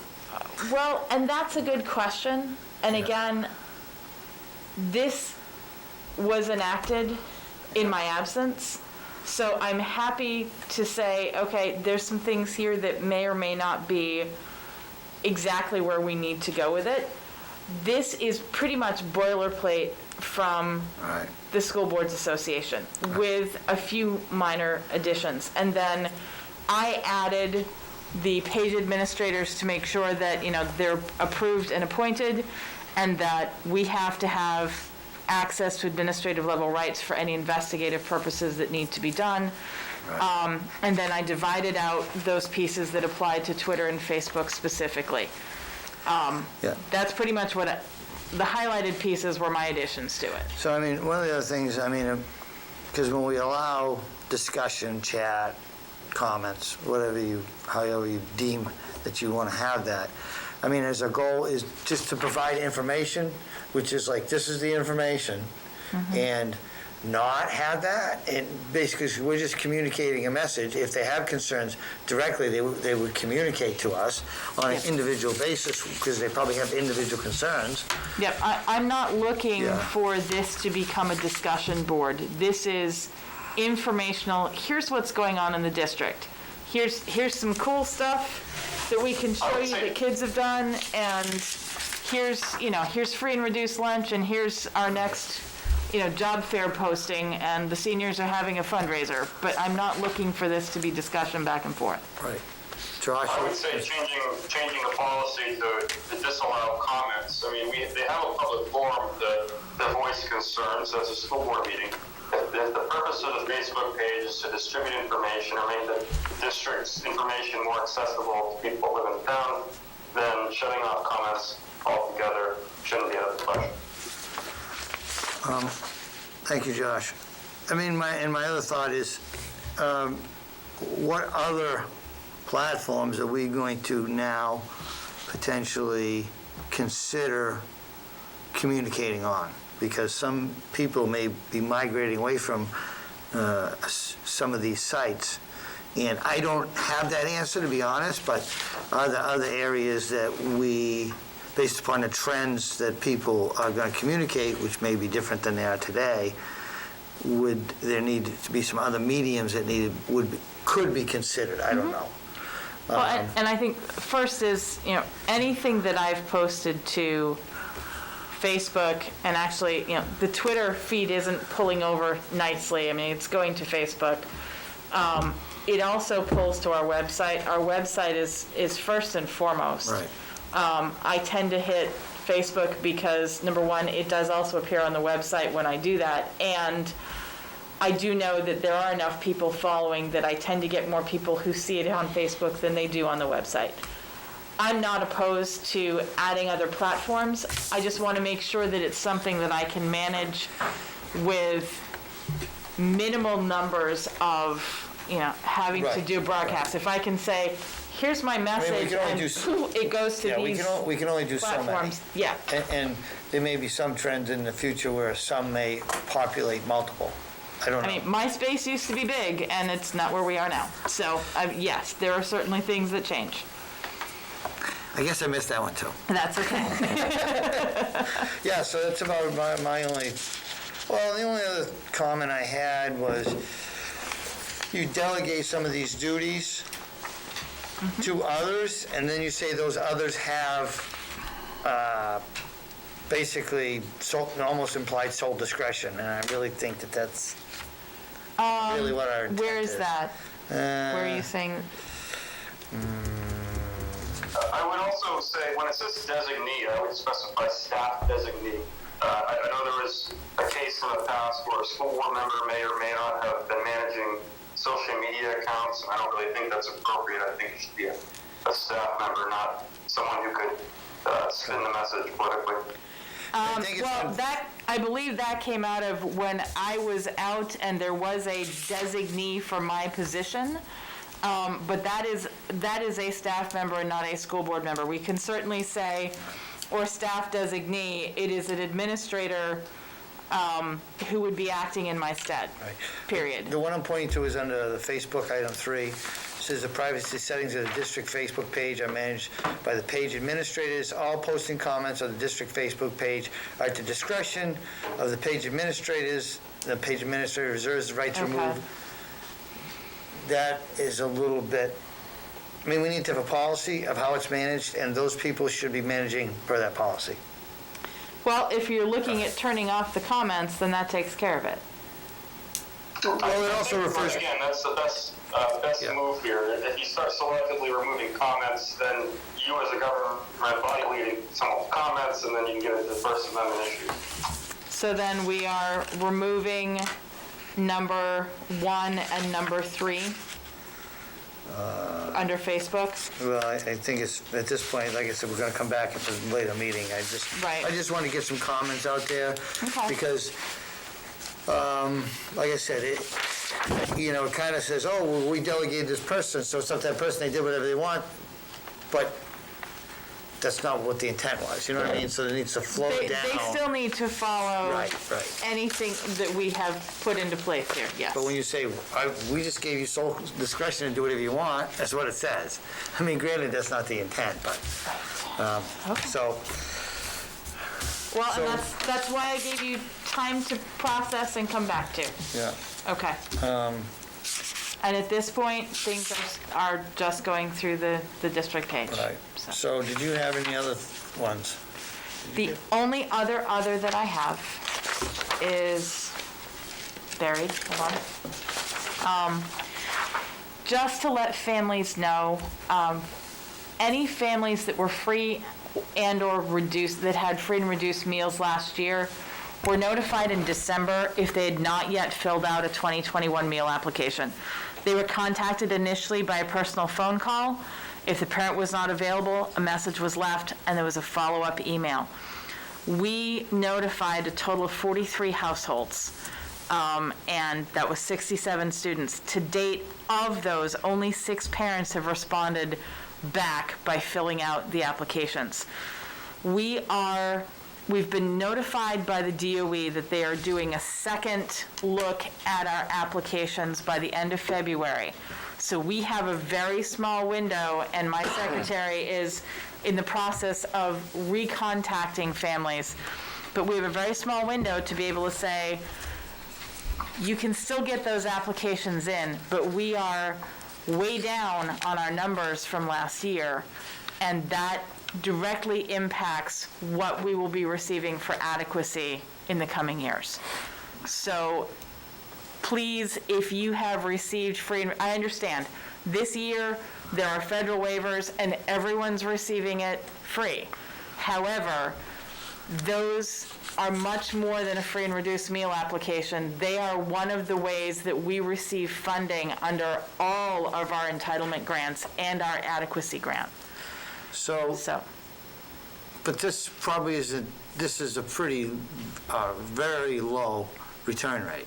We have a very low return rate, yes. But this is probably not the first time issue this has come up over the past years where we have to get this information. This year is the lowest because this year, everyone's receiving free meals under federal waivers. Right. And so parents don't have the impetus to necessarily fill it out because they're still getting the meals for free. But it but drastically form- impacts our But that ability. form affects other funding. Yes, it does. At a much bigger dollar amount. Yes. Than just the meals. Yes, Which also boils down to our tax rate. it does So if boil they down to the don't- tax rate. If they don't get the forms in, our taxes are going up and you're gonna see cuts. So how do we improve the message or improve what this document is, what these documents are really providing for information? We've put it out on Facebook, we've put it on the website, we're doing personal calls, and when we've had folks going out to do family visits, we've also said, here's your form, please let us know if there's anything we can do. We have But are we walked people communicating through- that it directly impacts adequacy aid? Yes. Which directly impacts the taxation in this community? Yep, And the That's been the services we message. can provide to their students and children and other students. absolutely. So how do we do a better job going forward? Or, I mean, we gotta pull ourselves out of the fire right now, and what changes can we make next year? Well, Yeah. I think in large part, it's the fact that people are getting it for free because we've done an awful lot of follow-up. She made phone calls in the fall. She's done them again in December. She's doing them again now. We've reached out to families trying to be very proactive in where we are, because she did one round before the October 1 date, did another round before the December collection, and is doing again now. Last year, our numbers were actually up because of all of that personal contact that she had reached out to folks. But this year, there's not as much urgency for people's immediate pocketbooks because they're not having to pay for meals on a weekly basis. The concern is that it's going to catch up to us when the federal waivers run out. And that's where we really need people to take the time, fill out the form. If you need help, we will walk you through it on the phone. Come down to the SAU office. We will walk you through the paper form. We will set up a Chromebook for you and allow you to do it electronically. We will help. But I'm putting it here because I need to know what other venues we have. When does this form expire? Is it the end of Actually, our it fiscal- expired October 1. But there's a rolling piece to it, and they're looking at our numbers again for the end of February. Okay. So typically, October 1 is when they look at our numbers for adequacy. The legislature is conceding that they will look at a couple of other dates to see what our numbers are, knowing that it's not just Farmington whose numbers are low this year. The federal waivers are both a boon and a problem. Okay, That was my last other. It's all yours now. okay, so on our new business, we had the new federal money discussion. So I don't, I got some more to add to that if you want. the federal money discussion? Yep. Go ahead. So kind of what I'd like to propose to the board and the admin is, can we define based on the generalities that are in this money, kind of where our spending plan may go? and I have some concepts, first being the safety and security, which would be the PPE, our cleaning supplies, our ionizers, the stuff that we're using in building. As a board, we've committed to a social worker, and can we define those duties that are going to help address the COVID problems, as well as any loss of learning interventions with that social worker? The big question is, do we need help with truancy intervention? And if we do, will this free up time for the building administrators and Diana to concentrate on our loss of learning? Under IT, where are we with staff laptops? It's an allowable expense. What's our plan? Did we not fulfill some that we should have, or we can now? Are we in a better position? What are we going to look at for loss of learning intervention? How are we tracking students now? What additional programs are required? Potentially, do we need tutors? Do we need to re-implement after-school programs? Is that going to require transportation? And the other thing that I'd like to know, because I don't see it or we don't hear it, is how is our teacher contract provision of the after-school help being tracked, which is section 7.16 of the teacher's contract. So we define their hours, and then at 7:16 we say they have a professional responsibility to be made available to students for after-school help. Is that happening? And if it is, how, if any, are we tracking that? And are we tracking it, and how are we tracking as far as the students getting it, who's doing it? Yeah, and the hours. I mean, do we have teachers that are doing it? Do we have teachers that are not doing it? Do we have teachers that are not doing it, and we have loss of learning within those categories? How do we look at and interpret that part of the contract and what's being done? Whether it's, the high points, the low points, the areas that could be improved? And then do we use this funding to help improve some of those areas? So once they meet that minimum requirement, is it potentially stipends for after-school programs under the federal program? But if and I don't know, they might be doing a very good job. We saw a teacher our last meeting in here at 8:30 at night doing copying.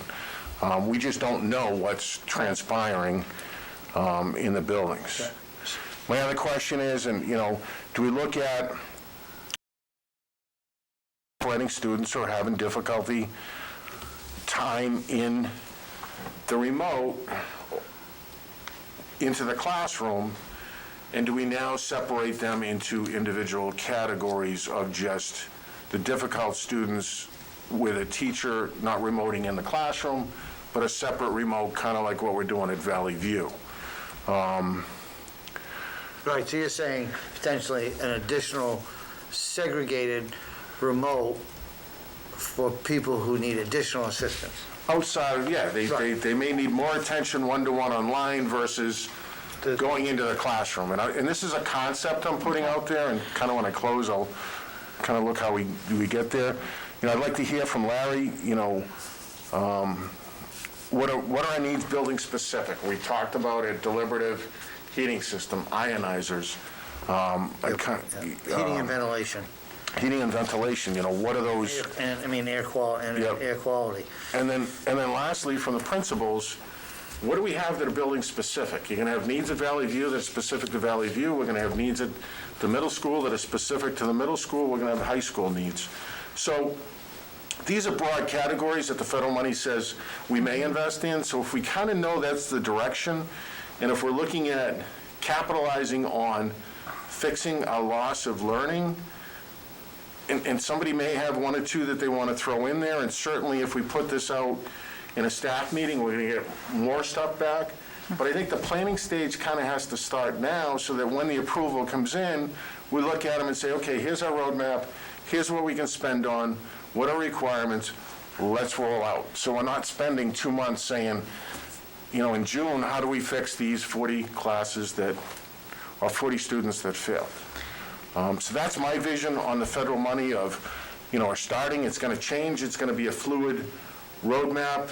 What's our start date, what's our end date, and how do we kind of move in the positive direction to spend the money on what it was designed for. And I think all these 8 categories kind of hit that. Yeah, and I think you may need to come up with who you're going to designate into each one of those areas. Well, You know, I mean, some people are naturals for it, like Well, and- Larry. right. Well, and first, I don't want you to think that this is the first that we're actually No. entertaining this. We've already started those conversations, so this Right. is, well, yes, it's good to have that directive that you need to be planning for this. These conversations have already started at the administrative level. We assumed. And I just wanted to make sure that that was known, because we haven't been waiting.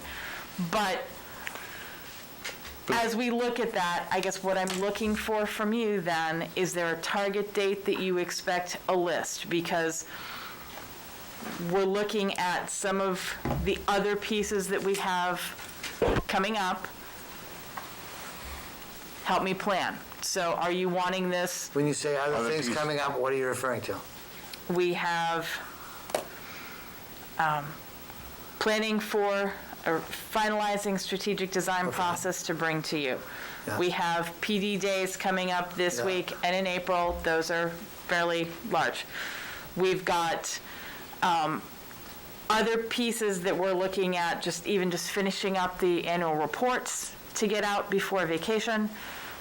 I'd like to have a list to you that makes sense. Are you wanting that prior to vacation? Are you wanting that the 1st of March? Are you wanting that before the vote? Well, for me, I think we need to start with a basic,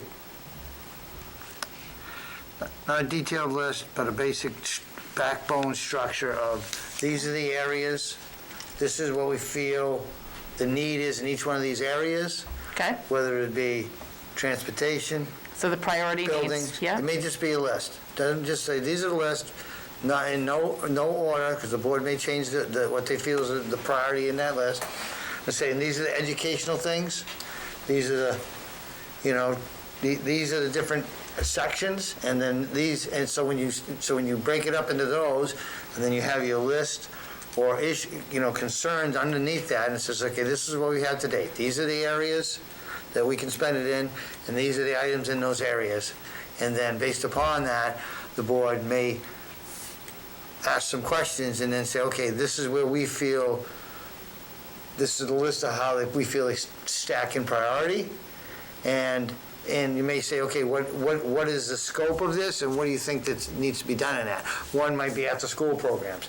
Okay, so what is then the detail of that? What is the, which may come later. Said, these are the broad strokes of what we feel are needed in this area. Because you're going to start with this, you're basically going to start with the trunk of the tree. This is the money we've got, and it's going to spill out into all these branches, and then eventually there's going to be leaves. All the little details, but we need to start with the No, I understand. base structure. Yep, okay. I It get the adds- process, I'm just looking for The sooner we time. have that base structure in some of these items, then we can add, subtract, or say, okay, this is, what we think, in gross numbers. I mean, because there may be 100 little things that really don't come up to that much money, and then you have some educational needs that only like 3 bullet items that contain a lot of resources that need to be found and dedicated. And some of those are going to be the hardest to fill. I mean, from what we've seen in the hiring process, if we need to backfill educational needs, that's going to be the most difficult, to find the people to do that. Because Understood. if we have the money, we still gotta find the people. I mean, some of the other things, fixing some ventilation and air stuff, that's gonna be, I think, the easier ones. I would concur. We have looked into things like, Brian's gotten a quote, what will a bus run? Looking at if we were to increase programming, what does the busing component of that look like? And then also looking at, then what does the staffing component of that look like? And what are the steps involved to getting that done? So, I just don't want to see the process turn out that we're starting in March and we're not ready to run until June and all of a sudden school's out. We've got a, from what I've seen, we've got a loss of learning problem in certain areas that need to be corrected.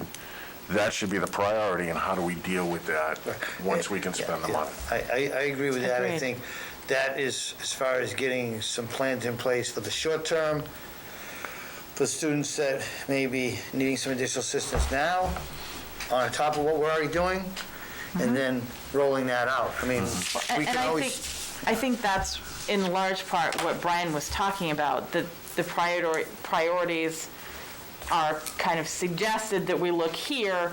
Those other pieces, yes, they're allowed, but that loss of learning is one of the top priorities to get filled. And I don't disagree with you there. okay, so we'll wait to see, we'll wait with bated breath to see what your, Okay? the formulation starts. I will have broad strokes for you next meeting. Next meeting is next week or the week there, well, the week thereafter is vacation. So I guess it's next week if you, Does it make sense to create a permanent shared folder somewhere so that as we're discussing this month to month to month, we've got a fixed place to go? I can, Yeah. yeah, I mean, we could, I think we've done that in another case. I think it makes sense. I can add that to the board Right. folder and just call it S or 2. Yep. So, do we have Joel on? He's in the building, so he should be. But is he on? Joe's here. Okay, Yes, good, Joel. okay. I just want to make sure you were here. So is everybody able to make a meeting next Monday? Because that's the last Yes. before February vacation. Correct, So we're off a week, right? correct. I didn't know. See? So, yeah, so we'll have a meeting next week. Okay, And then it'll be 2 weeks after that because everyone will be on vacation. so it'll be Well, not March, everybody, but. Actually, March 2 weeks 1st. after that, aren't we, isn't that, March The 1st would be, 15th is a holiday as well. no, we swap out a day of February vacation, don't we? that's during February vacation, we're not meeting. Oh, okay. Okay. So, So the meeting will be it's be March 1st would be the next meeting after that. So you'd meet 2/15 and then 3/1. but is 15 a holiday? No. The 15th? No. Okay. It's President's Day. Right, but it's a school district holiday. The school district does not take that off. We get the first week in February vacation in lieu of that. Oh, okay.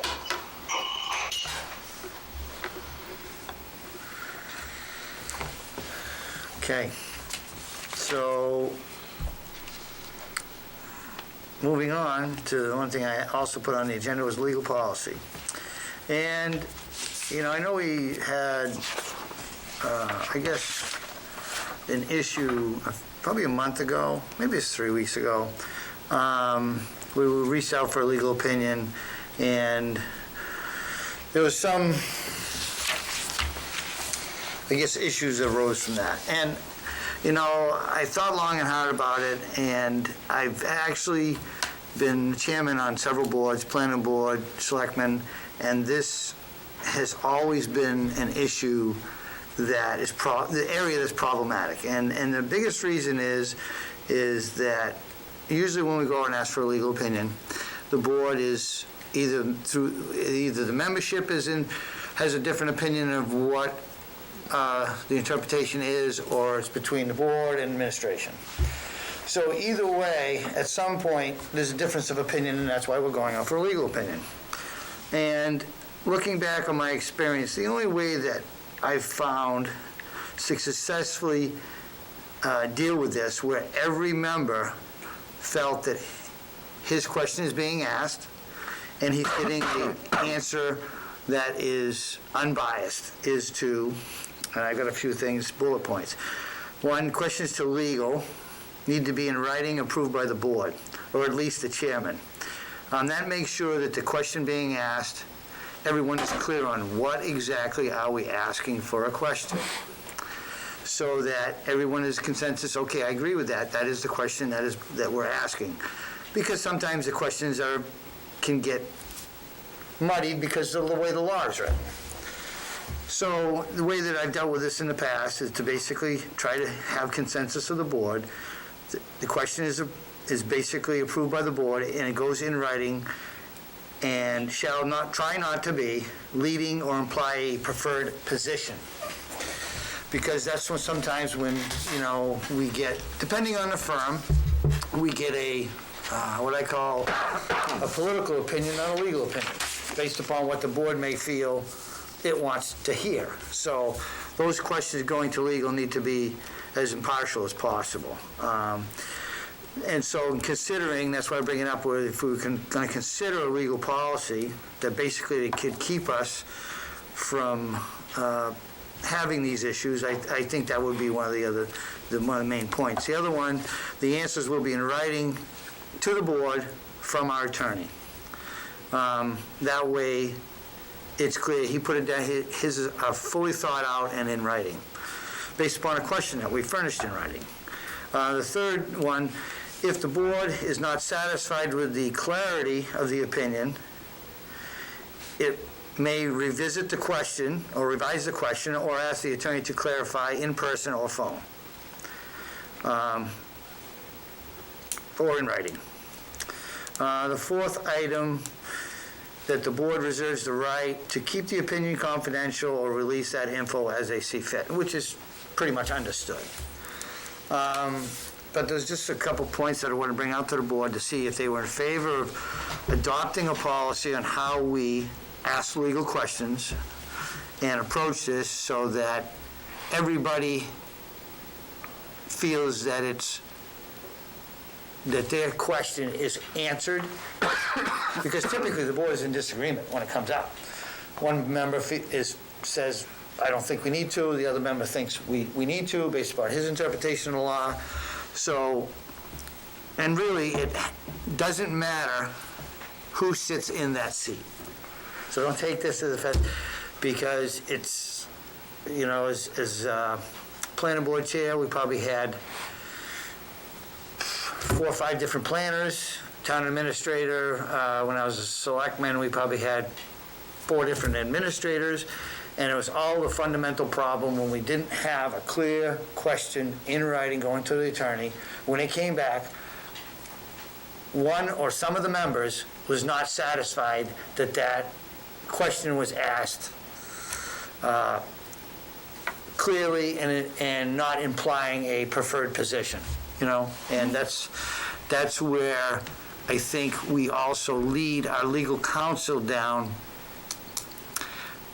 astray when we ask questions that are leading and they give us advice like, well, you could do that, but this is some things you may need to minimize your exposure, liability, meaning it's somewhat in the gray area, and instead of just giving us a clear-cut opinion. It's just some of the things that I've seen over being a chairman on multiple boards.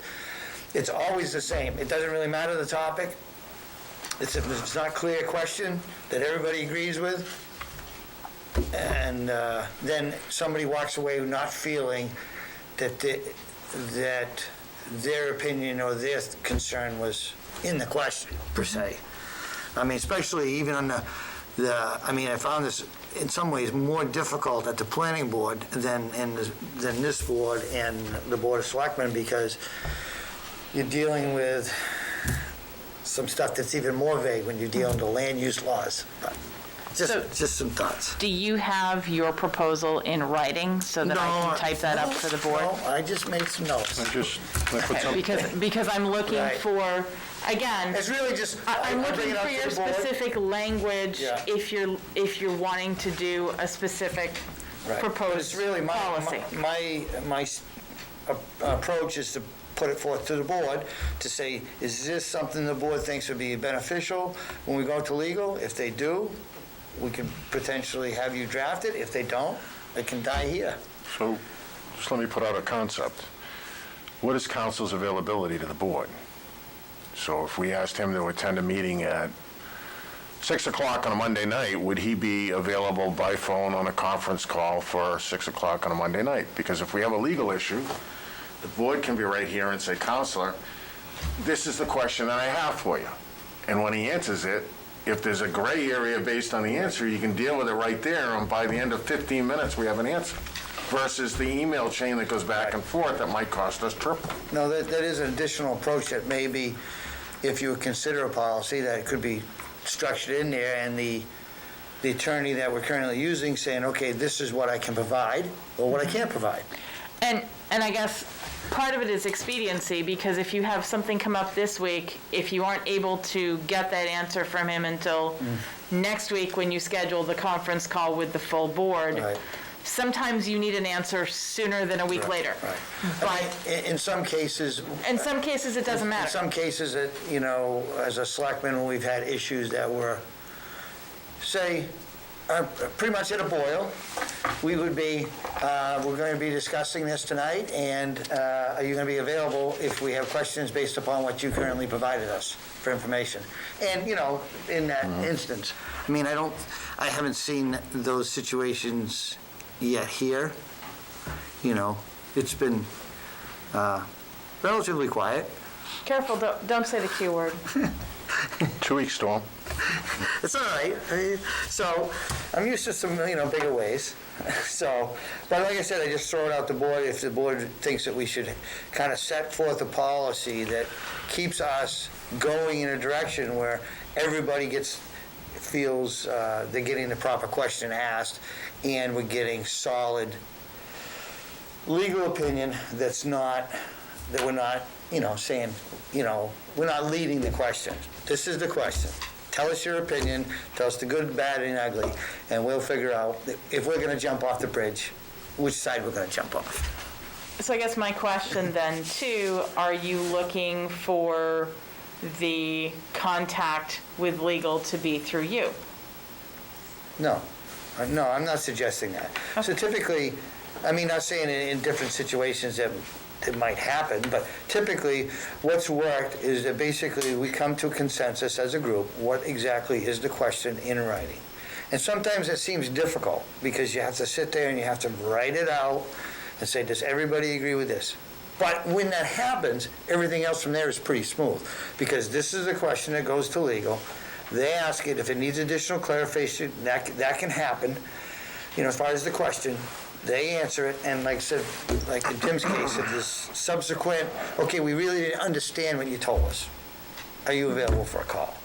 Because Nope, understood. we're not all lawyers, and there might be a follow-up question regarding a point of law that he's citing, and we go, okay, explain to us this in your response. And it's really to prevent, people ask the question verbally, they respond verbally, that information is transcribed, provided to the board. Not saying everyone has the best intentions to convey that, but in essence, that doesn't satisfy everybody's need on the board to feel that they're hearing it directly from the attorney, No, And understood. It's just, it's come up all my tenure, and this is the only way, thinking about that issue that we had, I'm like, this is the only way that I've seen that it's been solved. And it may put a little bit more onus up on us to say, okay, we have to sit down and hammer out the exact question we want to ask legal. And that may take 10 minutes as a board. That's going to be a quick one. But when you go forward with that, the lawyer says, okay, this is what I'm going to answer. And not saying, like you're trying to interpret Right. the opinion or the question from 5 different people that you then have to wrap together with a bow and give to the attorney, either in writing an email, and somebody says, well, that's not the question I wanted to ask. That's not my question. So it kind of actually puts you in a better position, and it makes everybody forces everybody consensus, and this is the question we're asking. Exactly. So if that's where you're going, I guess because I've taken some notes Right. on what you've said, but again, it's kind of, I want to make sure that what ends up, if you're going to vote, that it is, you're Well, voting on what's If I think the there. board, for me, if the board's in consensus that we should adopt the policy, I think we need a policy. I think that we should have you draft it, and these are just some of the bullet points that I thought were important. The board's going to approve the policy. If we're going to have a policy that's basically, we're all going to agree how we're going to play in a sandbox, then when it comes to legal, then I mean, I just got some bullet points that I can give you. I will ask for your Yeah. notes so I can make sure that I didn't Yeah, miss I mean, something. I know you can't read this writing because I'm. Oh, you bet I can. I Oh, taught yeah. English, I can read anything. I don't want you to read it because you'll see how bad I spell. I won't edit it, I promise. So just grade you. Yeah, You can be hey, the, I failed 4th grade penmanship and I've been struggling ever since. you can be the That's okay. board representation in our after-school penmanship program. I have a C on the new business. I'm gonna need some additional educational services then. Okay. So I'll shut up now. And what's the board's thoughts? Should we come up with a policy or not? Yeah, I think we should make a policy. Joel, Stan, Josh? Yeah, I like that. I mean, this has been an ongoing issue over my tenure on the board, and I think it will. I think it will help because a lot of times when we get the opinion, sometimes we get an opinion on something that we really hadn't asked.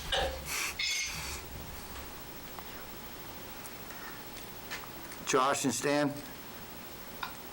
Yeah, I like the idea of a policy. I think it'll avoid issues. I'm fine with it. Okay. So consensus is, well, I'll get you my notes and via email, and then you can start drafting a policy. No, I'll clean it up, I might, you know.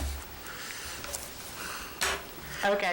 Anything out there, does anyone else have anything for new business? I have a C. Go ahead. Question, has our policy changed at the middle school on our grading procedures? We are in the process of examining grading procedures across the district. When you say policy, we are looking at examining our procedures. Okay, let me ask you a question. Okay. The students being marked incomplete on assignments that aren't passed in when they're due. I would need to defer to Mr. Castonway. Okay. Second question, are students being graded at 50% on assignments that were never completed versus 0? And if that's taken place, doesn't that defeat the purpose of all this work we're going to do in federal monies for the loss of learning, and aren't we skewing our figures, if that's going on? What I would say to that is, as you're looking at grading and moving toward a competency-based system, What I would say to it is I'm deeply opposed to it, and I think it needs to come to this board. So you didn't let me finish, but, Oh, okay, I hear Well, you you. can finish, then I'll ask a question. So, because I don't have the information Tim has, but go ahead, finish. And again, I would need to defer to Mr. Castonway because I don't know that there have been firm commitments made one way or the other.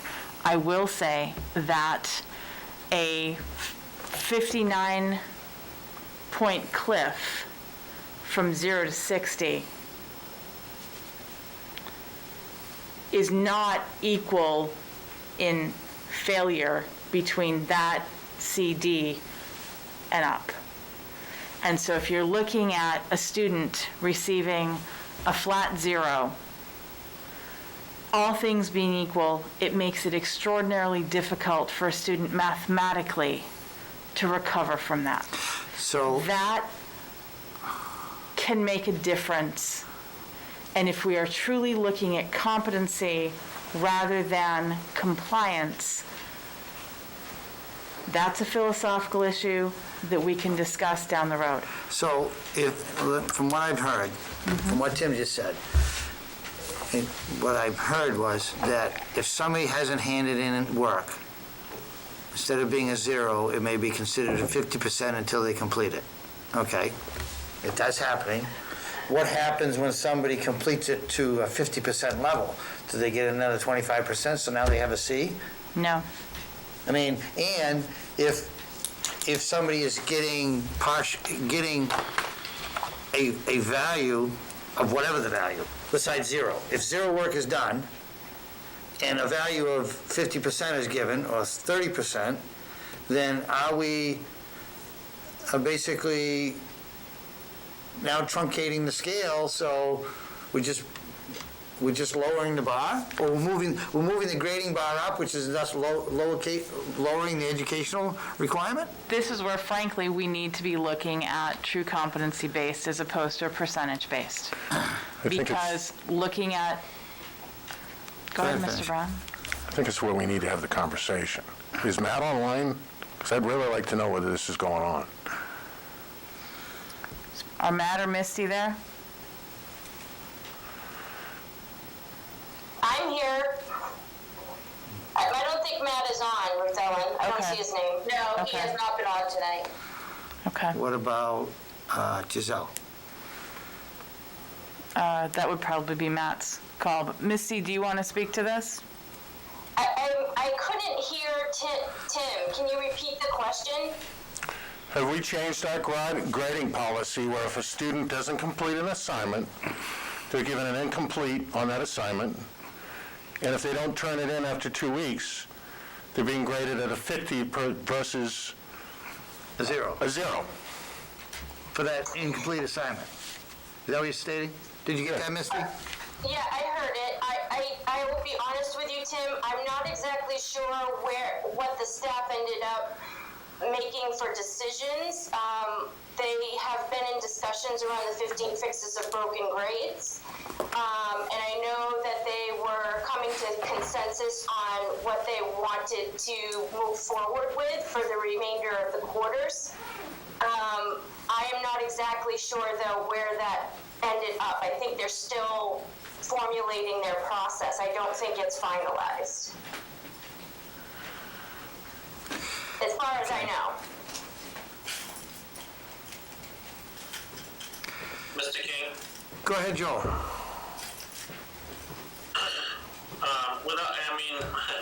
without getting into a deep philosophical argument about this, I would first say that I think the only fair system of grading, and I've been a proponent of this since I worked in the district, and it was never changed, grading policy was really never changed at the board level, is the grading system.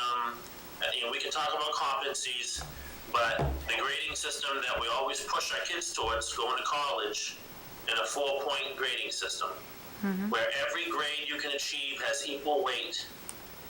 Okay, when you give a grade that has a scale of 59.0 to 59, in a 0 permanently skews any other grade that you can achieve. And a 0 really not it's not a score if you're grading compliance of whether or not the assignment's done. I mean, there's an old quote, school's the only place you can fail at something that you haven't tried. And incomplete is the fairest grade. But let's not, I just think a 4-point scale where every grade that you can achieve in the system has equal weight is the only fair grading system, but we're not there yet. But I'm kind of disturbed that we shouldn't have to have Mr. Castaway on the call to answer that question. There should not be a grading change. There certainly can be talks about how do we look at grading, but we should be able to answer that question fairly simply, especially at the superintendent level. I'm sorry? My question to Mr. Castaway was where I knew the discussions were happening. I didn't know where they had ended up with their last discussion. But the question posed by Mr. Brown, correct me if I'm wrong, Tim, is whether or not this is going on. So has a change been made to the grading system, and we don't have an answer? Because I don't believe it has yet. They're still formulating their process. That was my point, Joel. I believe they have several more meetings, including this week's PD afternoon, where they're going to do further discussions. So Mark, the grading procedures and policies can't change at that level anyway. right. Am I wrong? That's my Well, opinion. the practices within a classroom, Joel, has always been a great deal up to teacher discretion. We're not. The actual grading scale is a board level decision, obviously, and I would completely agree with you that we've got to get to the competency based in a different scale for it to be fair and accurate. We're just not there yet. But in terms of how teachers enter grades, they've always had a great deal of discretion in how they do that. Whether they count a quiz as a 10-point quiz, whether they, and so we're looking to try to develop some consistency. Right.